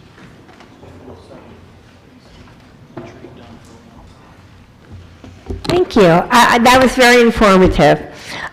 When I didn't know what that was, and this gal here, she made a great presentation. Something I haven't seen in a long time from that department. Thank you. Thank you.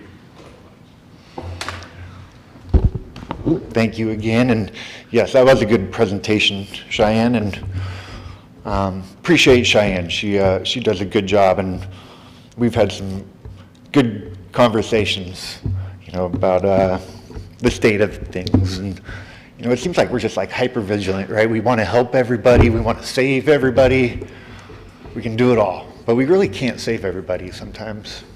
I don't know, and really we're just putting people in trouble. I mean, Lost Coast Outpost just had this, but Crescent City Times is also a good place to read about what's going on locally, and I encourage people to look at on the website at Crescent City Times. But Del Norte County is number 2 in the state for opioid-related deaths, and you guys have already said this, but really we have to illustrate it, we have to realize it, right? You guys didn't know this, I didn't, and it's kind of embarrassing. You know, is it a lack of leadership we didn't know this? Mr. Howard? I would say so. Del Norte is number 2 in the state. Native American, Alaskan deaths. Del Norte County ranks number 1 per capita of opioid-related among children under 5 deaths. Prescription drugs. You guys are fueling the medical industry through government. You guys are the largest increaser of medical services in the county right now. And is it helping? Look at the results. We've been funding these things. Look at the budget. What do we fund? Alcohol, drugs, right? All these things, but are they having any consequences? Yes, we're last. Quit funding it. Quit promoting it. I don't think there is a mental health service van in the state. Maybe one of you can verify that. Any other public comment?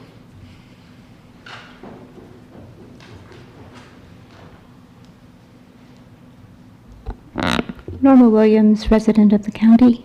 I wasn't going to say anything, but given what I just last heard, I'm going to, because this is very personal. Prescription drugs, I would say, is probably the worst. I know fentanyl, meth, cocaine, heroin, that's all out there.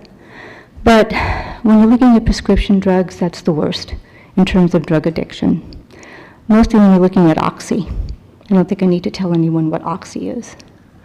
But I can tell you personally that it can destroy. It can destroy and break up a family. It can destroy and traumatize a family, especially when a partner becomes addicted because of a doctor here in town. And yes, you can look at the pharmacies, and yes, they have their ways of saying, no, you can't give you any more. But trust me, there are some doctors who can work the system, work around it, and find a way to give their patients more drugs. I know that personally, because that happened in my family with my partner, and it destroyed my family. It broke up my family. You have no idea what it's like to find out from the sheriff's department that in a home where you have your little child, your toddler, that your partner had hidden $70,000 street value of Oxy. Whatever we can do to help prevent any more trauma to children and family in this community, whatever we can do to help willing addicts overcome their addiction, then do it. And it's true, not all are willing to overcome their addiction. My partner, he didn't. He's still an addict to this day. No longer in my life, thank God. But be that as it may, whatever you can do, please do it. Cheyenne, I applaud you and the department for what you're doing. You got my support and continue doing it. For myself and for my baby, who's no longer a baby, he's a very tall 30-year-old. But still, whatever you can do, do it. You've got my support and my blessing. Thank you. Thank you. Okay. Going to move on to item number 17. Oh, I'm sorry, Sam, I didn't see you. It's all right. I've heard that statement, I don't know, for probably 30 years, whatever we can do. And I first heard it when I was involved in the Chapter 1 program at the high school, where I was the high school representative. And they were worried about children and their lack of ability to read. And so the school system, the school district, was instituting a program in which we were going to correct that system by doing whatever was necessary to make sure that everybody that was lacking in basic reading, writing, and arithmetic, mathematics skills would get the additional help to change that situation. And what I learned is that this program, Chapter 5, had been in existence for 20 years in the school district and had made absolutely no progress.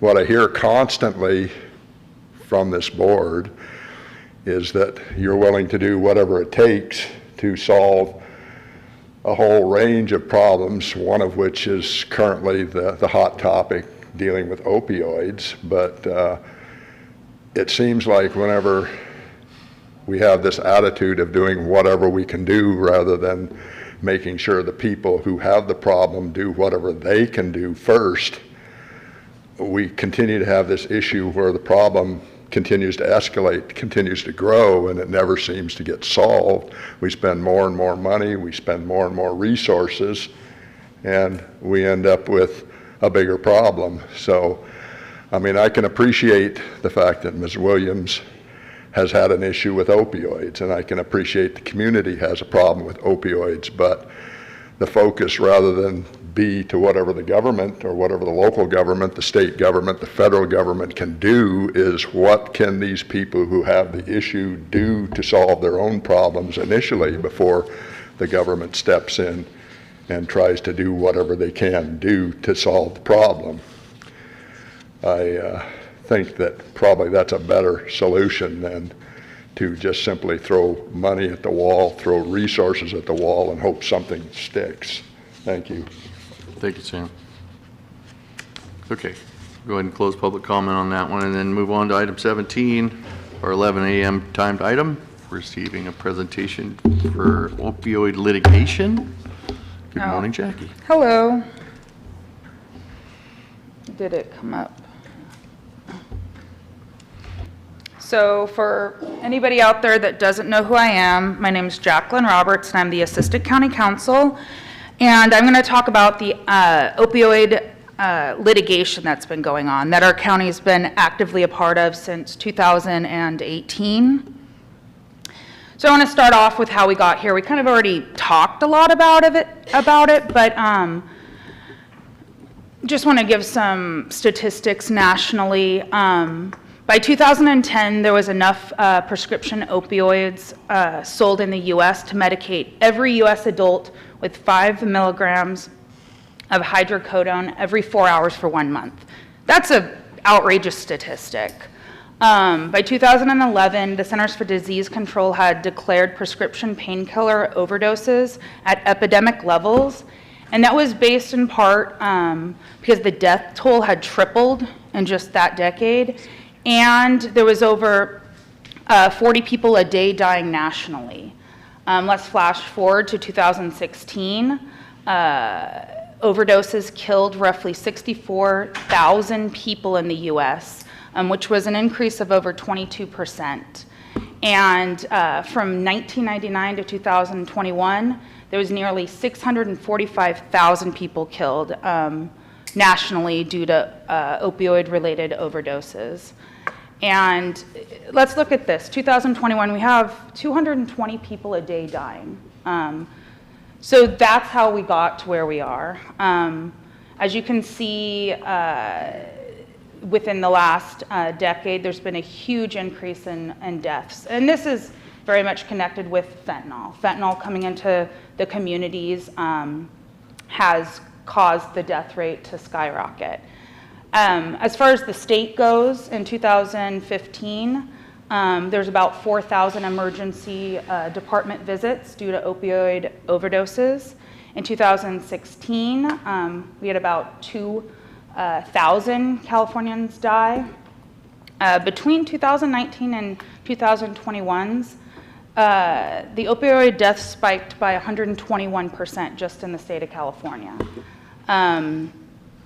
Just in 2021, over 14 million prescriptions for opioids were written in California.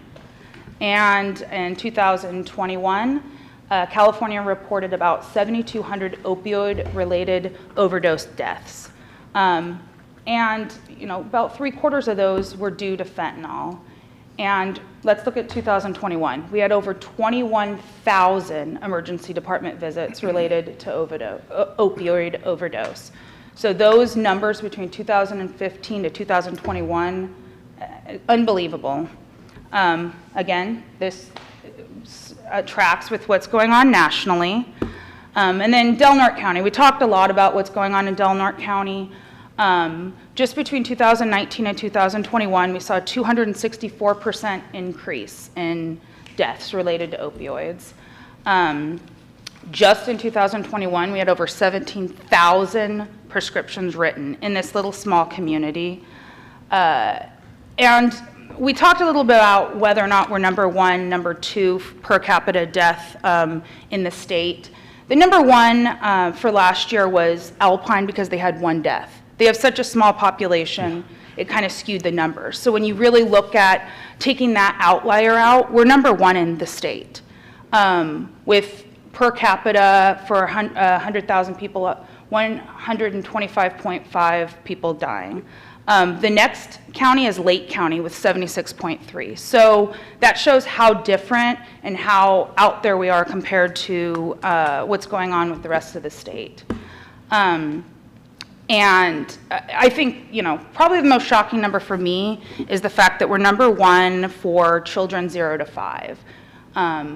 That's scary and that's sad. And thus far, raw data for 2023, we've already had at least 16 deaths that are related to opioid overdosing. And again, the numbers, the graphs, they track with what's going on nationally. And this, I wanted to put in here just to show you the difference in what's happening within our community by age.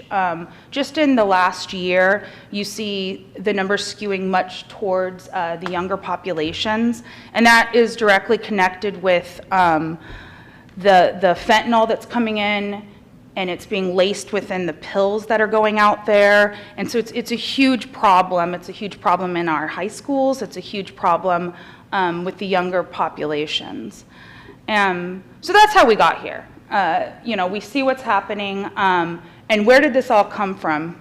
As Norma spoke about the prescription pills, and it came directly because of the manufacturers, the distributors, and the retailers of opiates. Basically, through this litigation, we've been able to get real data and real support that shows that they had the evidence that showed that these were very, very, very addictive substances, but they ignored that data and sold it a completely different way to doctors, to pharmacists, to the American people. I can tell you my generation, my age, when I was in high school, kids were getting prescribed OxyContin all the time for breaking a leg, things like that. And you know, and that turned into a pretty severe opioid problem now. All this has been discovered through litigation, and as a result, we've started to see the defendants settling with counties, with cities, with states, with tribes, because they know that they're liable for what's happening. What have we done? What has our office done in order to try to remedy this, to try to get, you know, Del Norte County's share of what's going on? In May of 2018, our office, on behalf of the county, with the support of the Board of Supervisors, filed a lawsuit against a number of defendants, manufacturers, distributors, and retailers. Our lawsuit was combined with thousands of lawsuits throughout the United States into one big lawsuit, and it was assigned to the Northern U.S. District in Ohio. And there are basically at this point over 3,400 plaintiffs nationwide. It includes the various states, counties, cities, Native American tribes, special districts, many different plaintiffs. And this litigation has been described as the most complex litigation ever undertaken in the United States. Some milestones that have happened since 2018. When we filed our lawsuit, we joined a consortium of 37 other counties, all represented by the same outside law firm, Barron and Budd PC. They're a nationwide law firm. Their specialty is representing public entities in this kind of mass tort litigation. We're actually part of the largest consortium in the state, which has given us a lot of power in negotiating with the state, with the AG, and just in getting as much as we can for Del Norte County and for the state of California. Our office is required by law to oversee this type of litigation, so even though there's an outside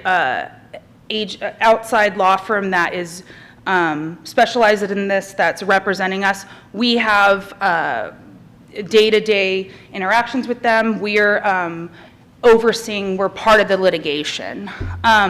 To give an example of the power that we have because we're part of this consortium, in 2020, the Attorney General at that time was Javier Becerra, and he proposed a bill that would basically have stripped the local entities' power to initiate this type of litigation and would have given all the power to the state.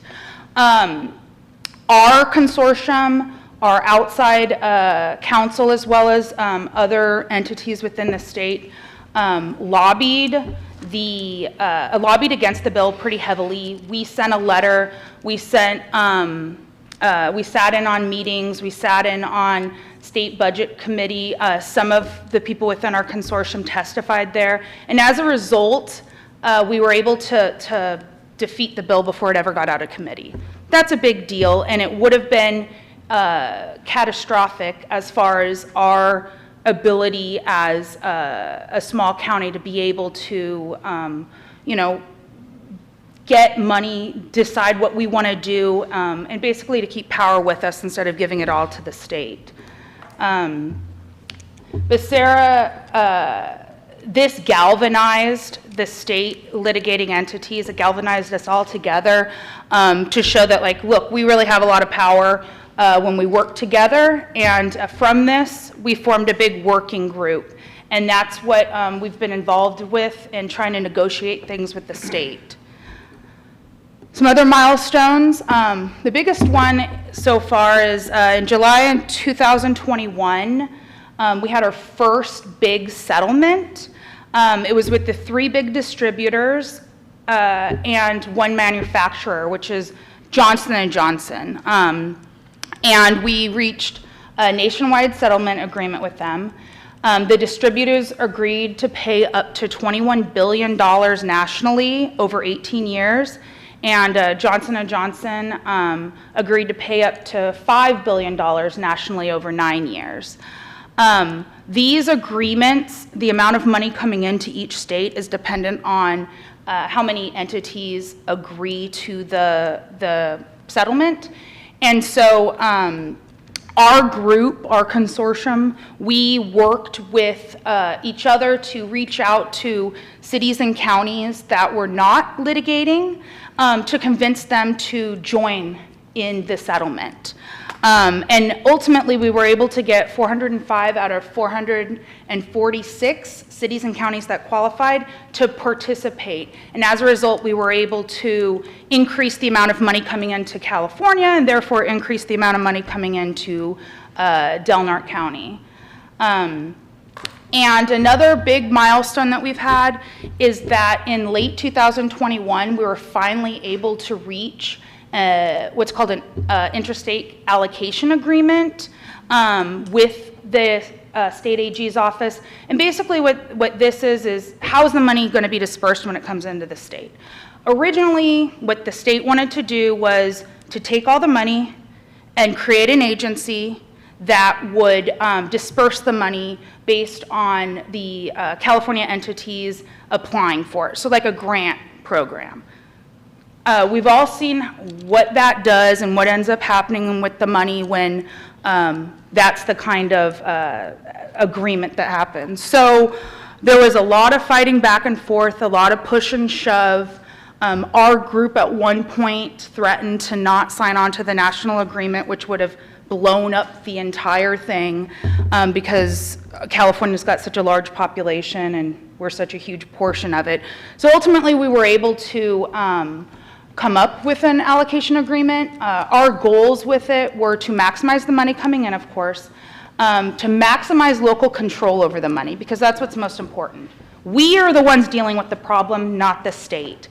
And then also to broaden what the permissible uses were for it, because we don't just want we don't want the state telling us you have to use it for this or this. Like, we want to have as much authority over it as we can, because we're the ones that know what the problem is, not them. So what does the allocation agreement look like? 15% of all the money that comes into the state goes directly to the state government. They're using it for allocating it out as grants, so anybody can apply for that money to, help with the opioid issue. 15% of it is going directly to litigating entities, which Del Norte County is. And that money can be used for both future and past opioid abatement. And it can also be used for administrative costs associated with disbursing the money. And then 70% of it goes directly into the state to all participating entities. So out of this agreement, we got 85% of the money flowing directly into California entities who know how to spend it to help deal with their issue. The 70% are known as abatement funds, and they must be used for future opioid activities. And of particular concern, or what you should really focus on, is the fact that 50% of that 70% has to be for what California terms high priority activities. What are high priority uses? Matching funds and or operating costs for substance use facilities, creating new or expanded substance use disorder treatment infrastructure, addressing the needs of communities of color, vulnerable populations, which include the sheltered and unsheltered homeless populations, which are disproportionately affected by substance use disorder. The diversion of people with substance use disorder from the justice system into treatment, which includes providing training and implementing practices of outreach, diversion, deflection, employability, restorative justice, and harm reduction to that specific population. And then finally, interventions to prevent drug addiction in vulnerable populations that are the youth. And the state can and probably will at some point add to this high priority uses, but they cannot take away from it. The money's just started coming in, so everything's new. And so I think as things go forward, you'll see this list getting bigger, but at the very least, this is what we have to focus at least half of that money on. What are some possible uses for it? We could look at our inpatient or outpatient program. We don't have an inpatient program here. We could maybe work with the tribe or the tribes. We could work with another county to try to come up with an inpatient program. We could expand treatment courts, both in the criminal and dependency court system. So at this point, we have what's called a joint wellness court with the Yurok tribe through the child welfare system. And I've had firsthand experience with it, worked a lot on it in my 5 years that I've been here, and I think it's a success. Like, seeing the people come the way that they have to go and really work the system, like, it helps them heal. I'd like to see one that isn't just maybe geared towards Yurok tribe and maybe geared towards everyone. I think using the money in that way would be, a good use of it. We could address the needs of family in the child welfare system. We could prevent overprescribing of prescription opioids, as Mr. Wilson spoke about, overdose prevention, educating first responders as to, what it is they're going to experience when they go in there, providing Narcan, things of that nature. I think outreach in schools is very important because, as we can see, our numbers, they're trending to the youth. And a big issue that we have here is the fentanyl being in the street pills that kids are buying. And that's scary. And also outreach within the unhoused population. We have a lot going on with, dealing with the swamps and we could divert some of the money towards that and towards substance abuse within that population. I think implementing drug education, specifically with the youth probation. I know within the probation system, the children within probation, that there's a lot of substance abuse, and so that's somewhere we could direct the money. When will we receive funds? Well, we've already received funds from the 3 big distributors and the Janssen payment. At this point, with those 2 settlements, we've received $366,218.61. And we've gotten the first 3 years of payments. We're going to be, all future payments for these settlements we'll see in June and July of every year. And what's nice is they've set it up so you know what you're going to be getting in the future, an estimate of what you're going to be getting. And so you can really plan out what you're going to do. So we're anticipated to get another $1.4 million from the 3 big distributor settlement, and another $271,000 from the Johnson & Johnson settlement. These are just 2. There's many other defendants out there that are in all different stages of the process. So just recently, we had a big settlement with 2 manufacturers, Tevia and Allergen, as well as the first settlement with any retail pharmacies, and that was with Walgreens, CVS, and Walmart. The money hasn't started being dispersed from these yet, but we're looking at getting quite a bit of money from this. And it's going to be, over anywhere between 6 years to 15 years, depending on, who the defendant is. But again, that's money that we can plan out for and know that we're going to be getting over a substantial period of time. We were able to negotiate the same allocation agreement that we did with the big 3 distributors and Janssen. So again, it's going to be 15 to the state, 15 to the litigating entities, and then 70% to all participating subdivisions. And we're anticipated to start getting these payments end of this year, beginning of next year. Right now, what's happening is they're calculating how much everybody's going to get. So that's where they are right now, because everything's already been settled. And that, like I said, there's many defendants. There's quite a few companies that are going through bankruptcies. There's also other defendants that are in active negotiations for settlements. A couple of the bankruptcies that have happened, one of them is with a smaller manufacturer out of Ireland, Mallinckrodt Pharmaceuticals, and they settled a bankruptcy in 2021 for $1.7 billion nationally. The state allocation agreement with the bankruptcy was 40% went to the state and 60% went to local governments. The reason this one was different is because it wasn't as much money coming in, and so this was the agreement that was ultimately reached. We did receive our first payment. It was $10,322.94. Unfortunately, this company did not make their second payment and instead filed for another reorganization to try to lower the amount of money that they're going to be dishing out. So we'll see what ends up happening with that. They're on the verge of disappearing completely. They were a pretty small company overall.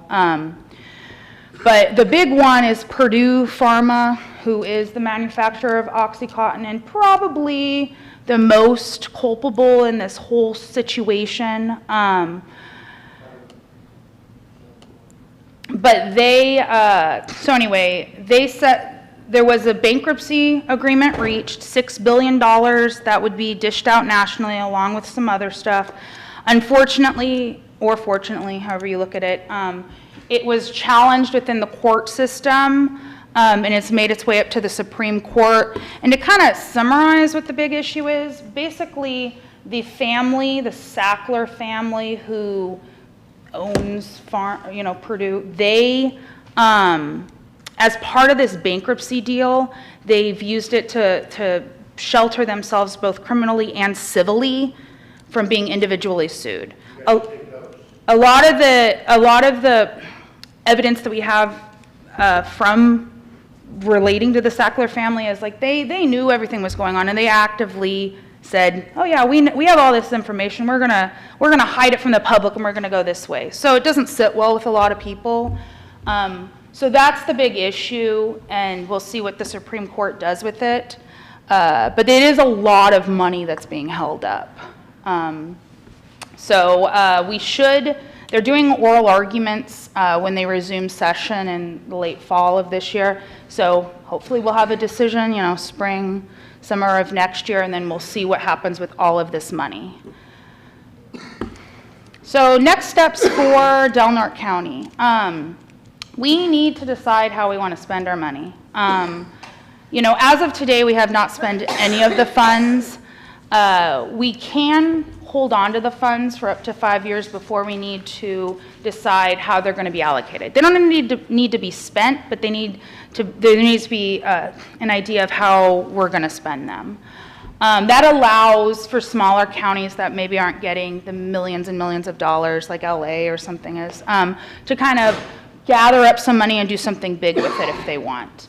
I think it would be beneficial if we had some kind of working group, perhaps the Reaching Rural, that knows what the needs of the community are, understands the data, understands, you know, the crisis that's happening here, and can, you know, present real concrete ideas to the board. I mean, I can come up here and I can, you know, I can tell you that in the 5 years I've been here doing child welfare, you know, we've gone from no opiate cases to every single case having, you know, an aspect of that. But, you know, I'm a lawyer. I'm not a drug expert, a drug addiction expert, anything of that nature. So, you know, I think it would be useful to have a group that understands what's going on to be able to give some real ideas. And I also think we should look at partnering with the Superior Court, you know, with another county perhaps, but I think real important would be if we could partner with our local tribes. They're involved in the litigation as well.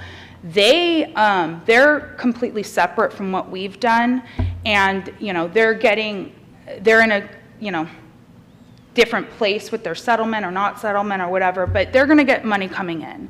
And this money has to be used to deal with the crisis. So I think that would be a great way to pool our resources and hopefully do something good for the community.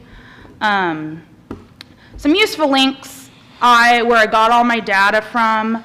Also, you can go online and look at the national opioid stuff. You can see what all the settlements are. You can see the complex structure for the incentives of getting, you know, the people to join in and all of that. But there's a lot of information out there, and it's all public. And that's the end. Does anyone have any questions? Any questions? There's a lot of them, but yeah. Go ahead. When do we need to have this working group initiated? I mean, whenever. Yeah. Okay. Yeah, I mean, we need to figure out, you know, within 5 years what we want to do with that money. Okay. Okay, and so, you know, obviously, I think something like the Reaching Rural group, we could maybe look at something along those lines. It doesn't necessarily have to be that particular group, but something along those lines. So is that something that, if this board agreed, that you would bring together a group of people and then come to the board for approval? Yes, I can do that. I mean, I've been, since Elizabeth Cable left, I've been the main attorney in our office that's been dealing with this stuff. Okay. So you know. That would be my preference, if you could compile that. A group. And bring it to the board for approval. Thank you. Anything down here? No? Okay, Jackie, thank you very much for Yeah, that. just a second, Jackie. I appreciate your presentation. It brings perspective and light. It is something that we've had discussions preliminarily with our tribal partners. They too have expressed the desire that they have funds coming in and they're looking towards how to implement. I know they've had discussions and put together working groups already within their own organizations. So it is something that, because individually, I don't think we're going to see the kind of funds that are going to make any significant impact. However, collectively, I do think that it is possible. And regionally, I think it's very possible where we may need some, especially some secure housing parameters around drug and alcohol abuse, and those are going to be needed, but individually we don't have sufficient numbers in individual counties to make up that kind of a facility, but we may have regionally. Okay. Thank you, Jackie. Jackie, just for clarification, number 2 says discuss and give possible direction on next steps, including appointing a working group to present ideas. You don't need a direct action from them. I mean, I would like consensus, I mean, it's just Valerie that wants that. I think it's pretty easy to be on board with I would that. like consensus as to what, the board wants to do. Forming a working group. Everybody agree to that? Anybody opposed to that? Yes. So just for clarification, you're going to have Jackie kind of get together a working group and then present the working group to the board for them to officially appoint them is what we're doing? Or? Yes. Thank you, Jackie. That will work great. Is there any public comment on this presentation? Yes.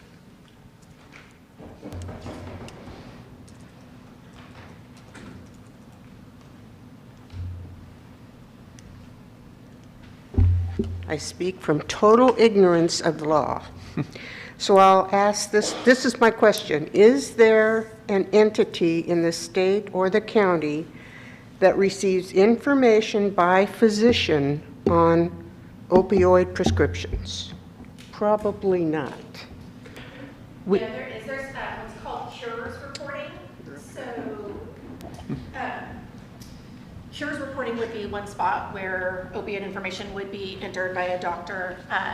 Doctors are supposed to check cures before they prescribe certain medications, and so that's one place where that is identified, and I'm sure that probably at the state's level they can identify down to what doctors are prescribing through those. Can we do anything about the doctors that overprescribe opioids? I would assume so. There are ways of dealing with that, yes. Both criminally as well as professionally. There are methods in that. And we've done that in the past with doctors that have overprescribed opioids, and it is possible to do that. It's not an easy case necessary to prove. You have to work with a lot of different federal agencies as well as state agencies in order to get a lot of the data that build a case against it, but it is possible, absolutely. Like that's a good place to really focus on is these physicians. They're abusing. I spent 20 years working in healthcare accounting, which is not the same kind of thing, but I know we did have one physician that was very abusive with that, and he lost his license. But it took a long time to get rid of him. And that's, I think, where we have to start with this problem. Thank you. Thank you. I think it's a damn shame that I can't go to the doctor if I'm in extreme excruciating pain and I can't get my pain managed because extremists are concerned over a few who can't control themselves with opioids. Yeah, there's abuse in everything. Doctors abuse, some don't. But you know what? There's 39 million people in the state of California. And I don't think we've got 1 million people that are addicted to opioids. And I don't like the government sticking their nose in my medical business. 17,000 prescriptions were written in Del Norte County for opioids. I would think, who's reporting that? How are they keeping track? And is that a HIPAA violation? This is bull crap. And those people who want to sue the doctors, I hope to hell y'all get in excruciating pain and the doctor says, well, I'm sorry I can't help you because extremists decide to tell us what we can and cannot prescribe. That's what our country's coming down to. I'm not for this crap. Any other comments?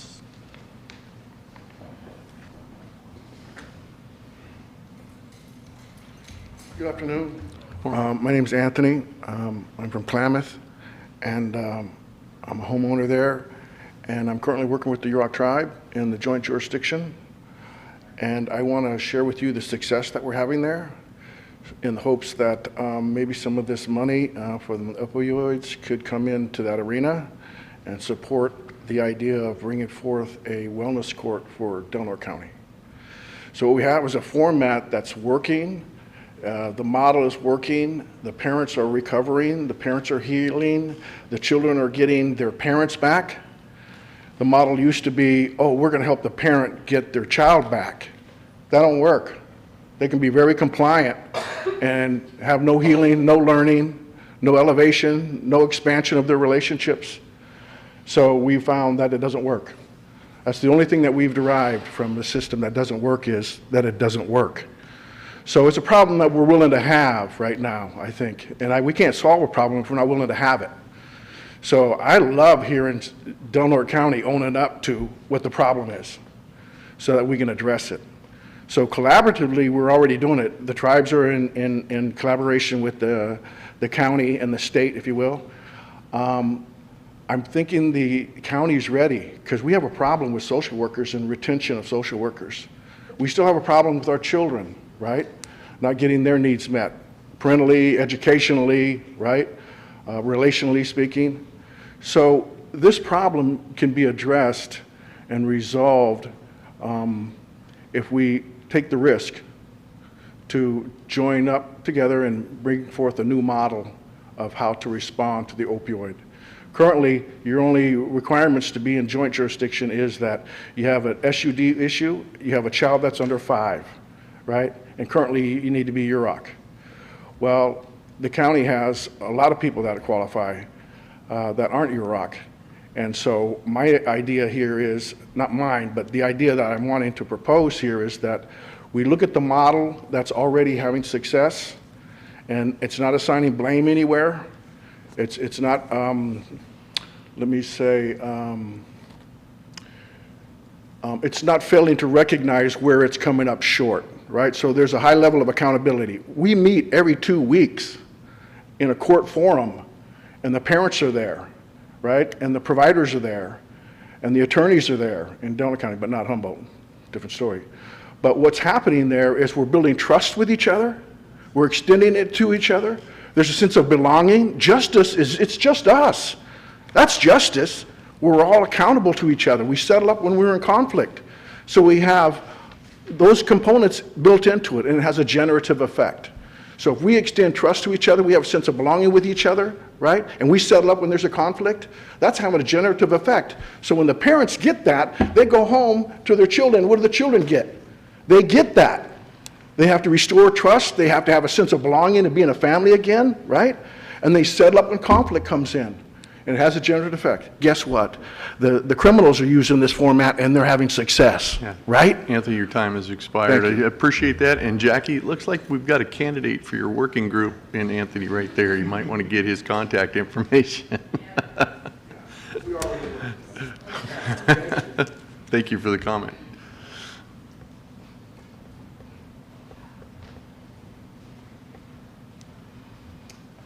Lori Nesbitt, a member, tribal member of Yurok Tribe, and I do sit on in with Jackie and Anthony and the public defenders and have a relationship with Cheyenne in probation.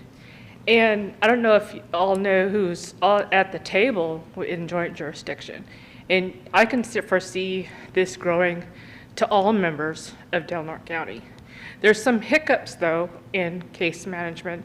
And I want to say in the education in our Crescent Elk School that kids are there using drugs, and educators aren't really the people that know about drugs and how to settle families. And this is a family forum. I don't know if necessarily this can be that, but we have people that have children that the parents are in the legal system. And knowing those in our forum, we could address it in the same way. So we have the public defenders in Del Norte County. We have wellness court case managers. We have the tribal social workers. We have the county social workers.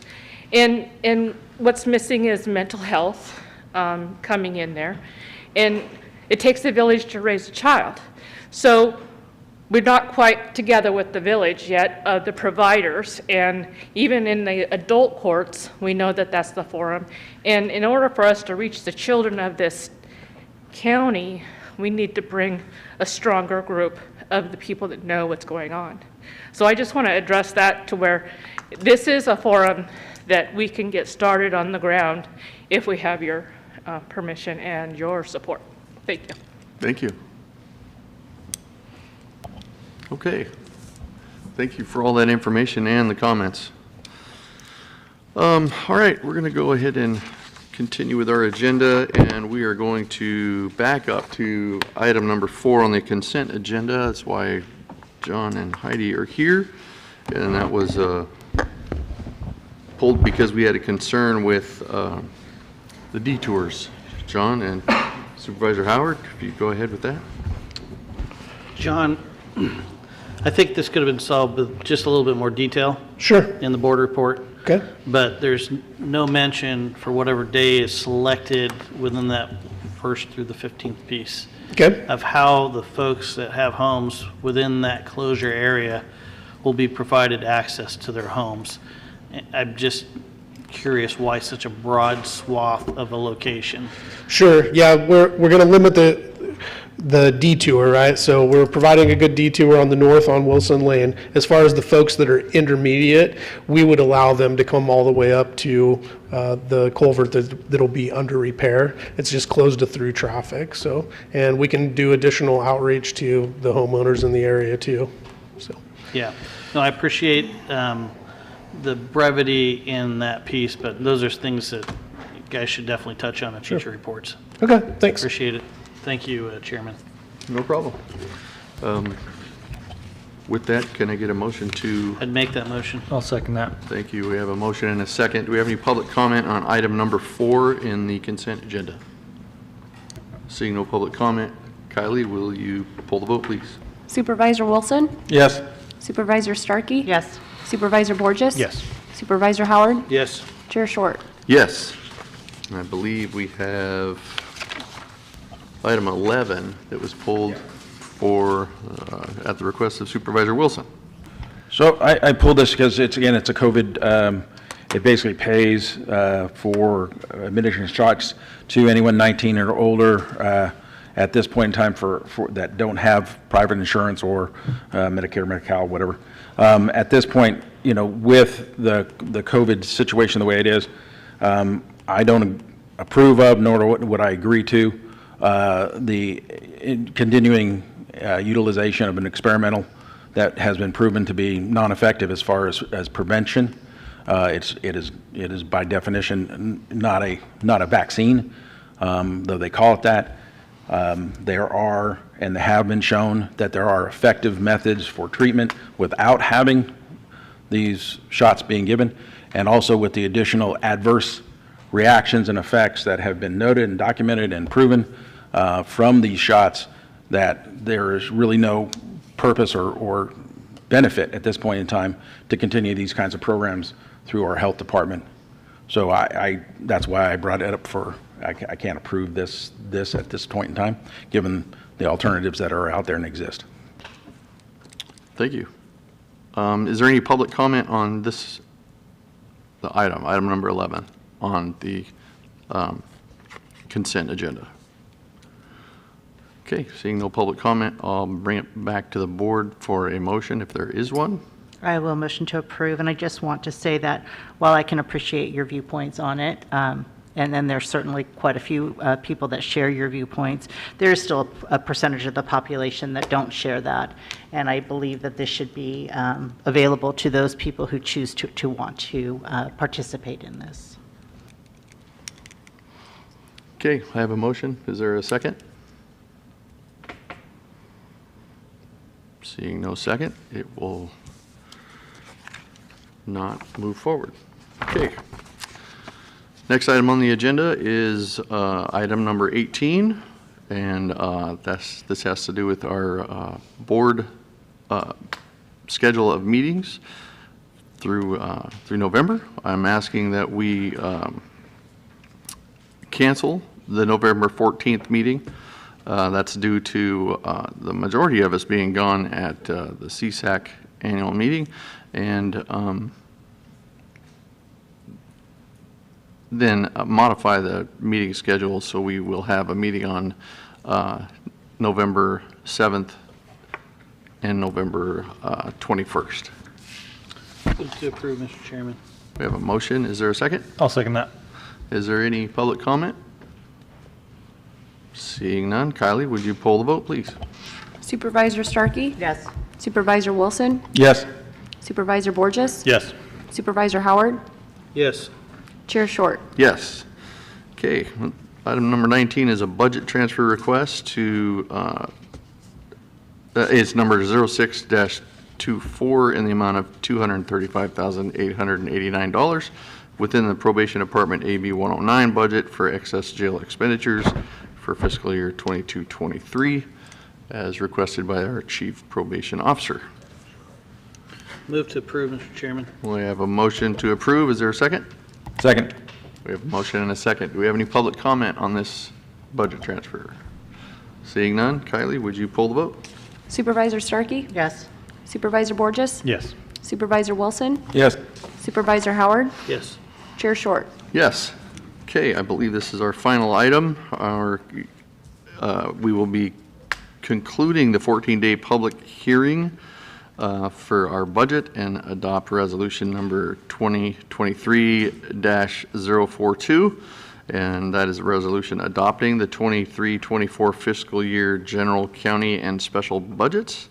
And second action is adopt resolution number 2023-43, a resolution fixing tax rates for the 23-24 fiscal year.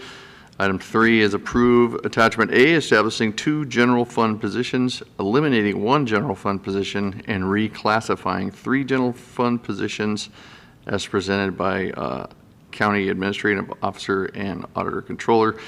And finally, number 4, approve the use of county general funds for the operational budget of the local Fish and Game Commission as requested by the Auditor Controller and the CAO. Who would like to start? Supervisor Starkey. I just have a couple observations and questions. I appreciate people speaking up today about the budget hearings that Supervisor Maston and I were able to put on last year. I do think they're valuable. I wish that I got more support for that and that the public would have spoke up. And if the public wants those budget hearings, I'm hoping that they'll speak up from here on out.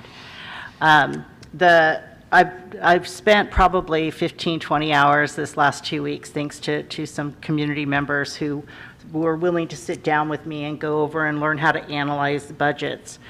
I do notice that while I think the fires is what kept us from kind of having some of those actual year-end expenses in the budget. I was hoping that in the future, instead of us being given the adopted budget for the prior year, that we can see the actual or projected year-end totals.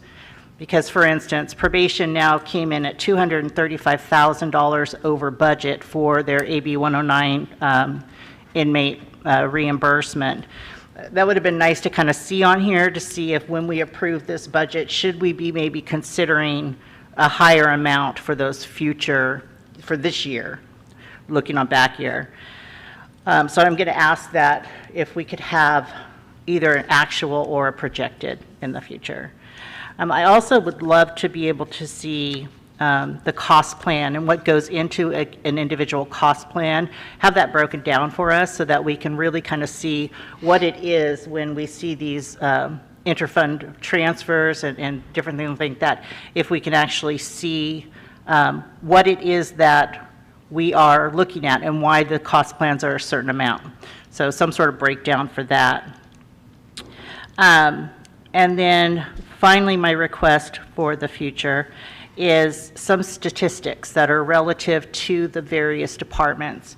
And I'll go back on probation. Every month, Chief Probation Officer Raymond sends us some statistics on what their department is doing, how many probationers they have, how many reports they've written, how many arrests they made. that's all very valuable information as a board, and when we're looking at budgets on how we are allocating the funding. So I'm hoping that in the future we can look at some of those statistical information with regard to that kind of a return on investment, so to speak, so that when we are allocating, you know, $1 million to this particular department, what are we getting in return for that $1 million, if you know what I'm saying. So I'm hoping for that. With that, I did do an analysis. The 2 weeks ago, it said that our general fund was $39,657. That went up to $40,522,000, so a difference of about $900,000. And I was happy to see that the contingency budget was increased, as well as some of the other portions of the budget. I just tried to figure out where that was being spent. So the jail's now going to get a hot water heater. So I was happy to see that. The only other comment that I would have is, before we work to approve this budget, is I would like to have line item 30527, which is $70,000, be moved to line item 20233, which is professional services for economic development plan, so that we can have further discussions about allocating that money. Okay. Any other questions or comments from board members? My only comment was in overlooking the sheriff's budget. It was 30414. Last year, 75,000 for body cams. The year before, 37,000 for body cams. And this allocation this year, there was a zero allocation for body cams. My question is that normally within the system, we pay for the cams, but there's also a software process, a fee that goes to the company that we operate the service system with, as well as we had in the past rented off-site storage for the videos themselves, and that was a constant maintaining yearly annual budget. Unless we've eliminated that process, or we're doing it in-house, or whatever we're doing, not seeing any dollars allocated to that was just something that drew my attention. And whether it's been allocated elsewhere in the system, or that we are on to a new body cam, or we eliminated body cams, which I can't imagine we would do, given the nature of things, but that I would expect to see some funding there to at least maintain the software, hardware, and offsite storage. Okay, is there any public comment on this?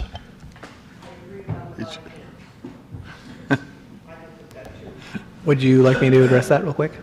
If you can, yeah, I was going to look certainly. to Clint or you. Just real quick, sorry, Mr. Straight. The $30,000 accounts are used for a lease or a multi-year purchase. The body cams are they're very expensive, and so lots of times they're broken out over a 3-year period for purchase. And so that's where the purchase is made in those accounts. The maintenance of those accounts are in the 20,000 series in services and supplies under maintenance of computer equipment. Okay, thank you, Neil, appreciate that. Sam? I see Delaware County is hit by the universal foe of inflation, where we're going to authorize a $208 million budget this year, nearly 11% increase over the last calendar year. I would suggest, although it will be ignored, that this is a staggering amount of inflation with regards to how the county's going to spend taxpayer money. I understand that only $40 million is subject to your tender mercies, and that a lion's share is mandated by people that don't appreciate the problems we have in Delaware County, which is a private community that no one seems to appreciate, at least to the degree that they are also suffering the kind of inflation that this government is projecting for the following year. And it would seem that as representatives of that public, that you would take that public into consideration when you're spending their money.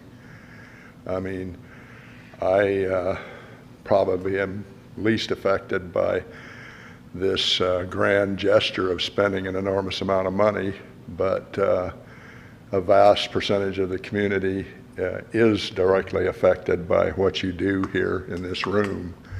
And the idea that you've made really literally very little effort to bring that spending under control in light of the fact that so many of us here in this community can't afford you. And that, unfortunately, is a serious sign of decline in terms of what government has to offer the public. It historically represents a,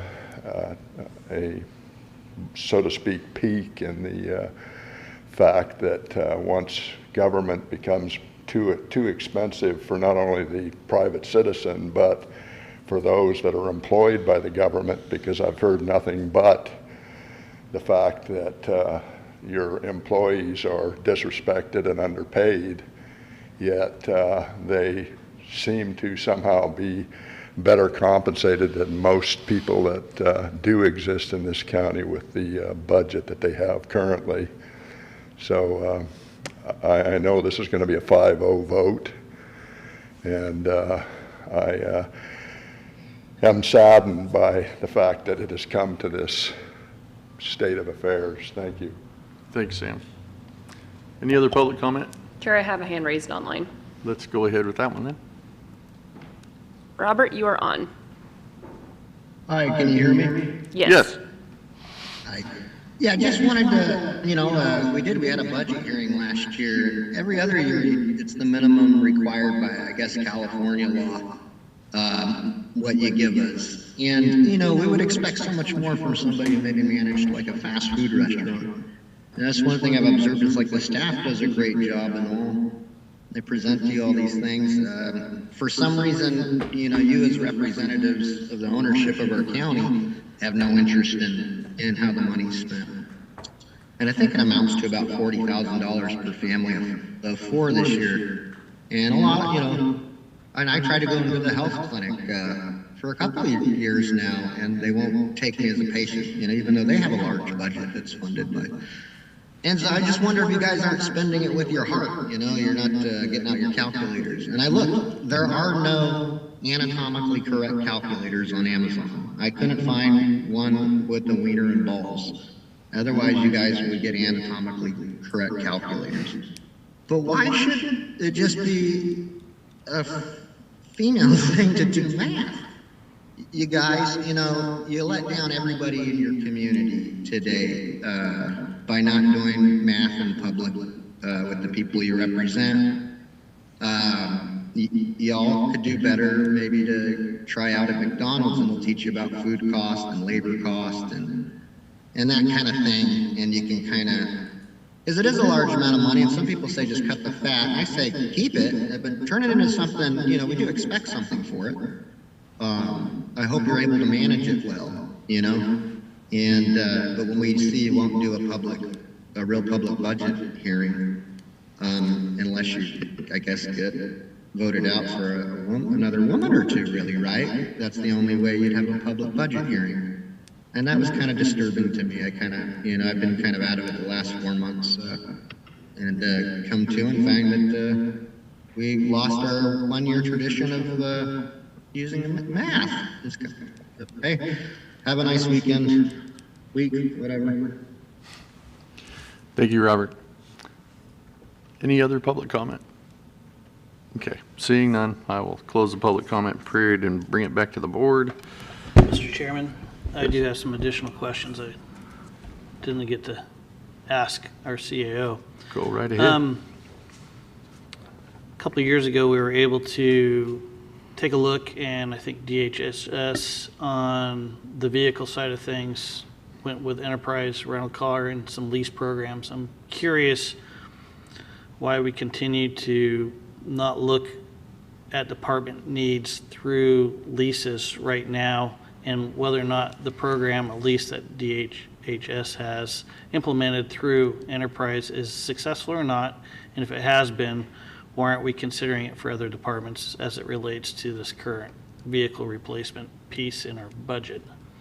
Because I am hearing quite a bit of success still after well over 5 or 6 years of leases within other counties, as those being successful, not only from our department levels, but all the way through our sheriff's department and emergency services. Well, as far as the success of the program with DHHS, I would have Renelle speak to that. She's one of the only departments that actually showed interest in this lease program. The funding that's been available through the budget the last few years for vehicle replacements on the general fund have just been single purchases for vehicles that are unsafe or unreliable, and so there really isn't a need for a lease or a long-term lease for single purchases when we have funding available. I do know that the road department did look into the lease option and found it not to be something that would benefit their program or their department, and so currently it's been Health and Human Services that have been the pilot part of this project, and I'll let Renelle speak to whether or not it's been successful. I believe it has been. And then maybe we could have Ms. Kunstl step up after that and explain why their roads department felt that it wouldn't be successful for them, because I'm curious to learn.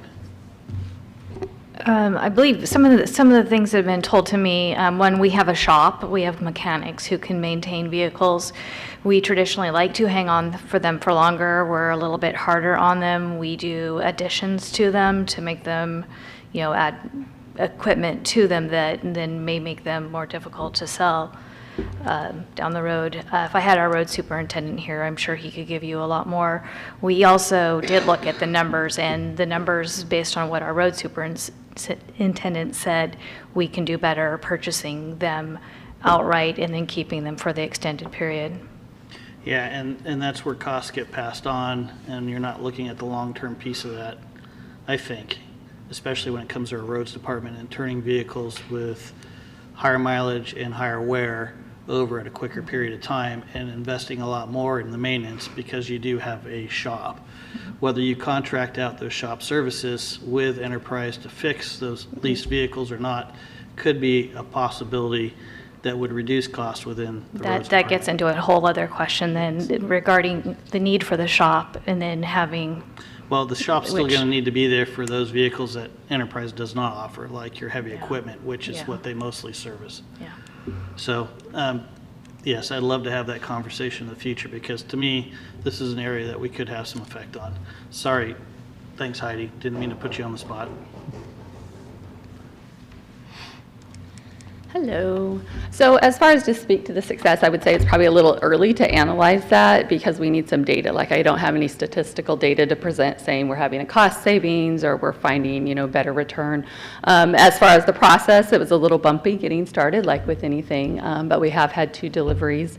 I forget the total count. I think it was 13 vehicles total. And we're still working on the in essence, surplus process or the buyback where we send those back to Enterprise for a credit on our agreement. So I think we are anticipating it to be successful.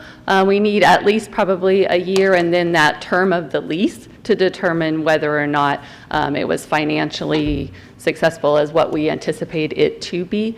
The team has appreciated the support that we've gotten from Enterprise. They're scheduling annual meetings with us to evaluate planning for the future. It did come up a question as far as bringing in other departments into that conversation. So I know on their end, they're still open to having that conversation.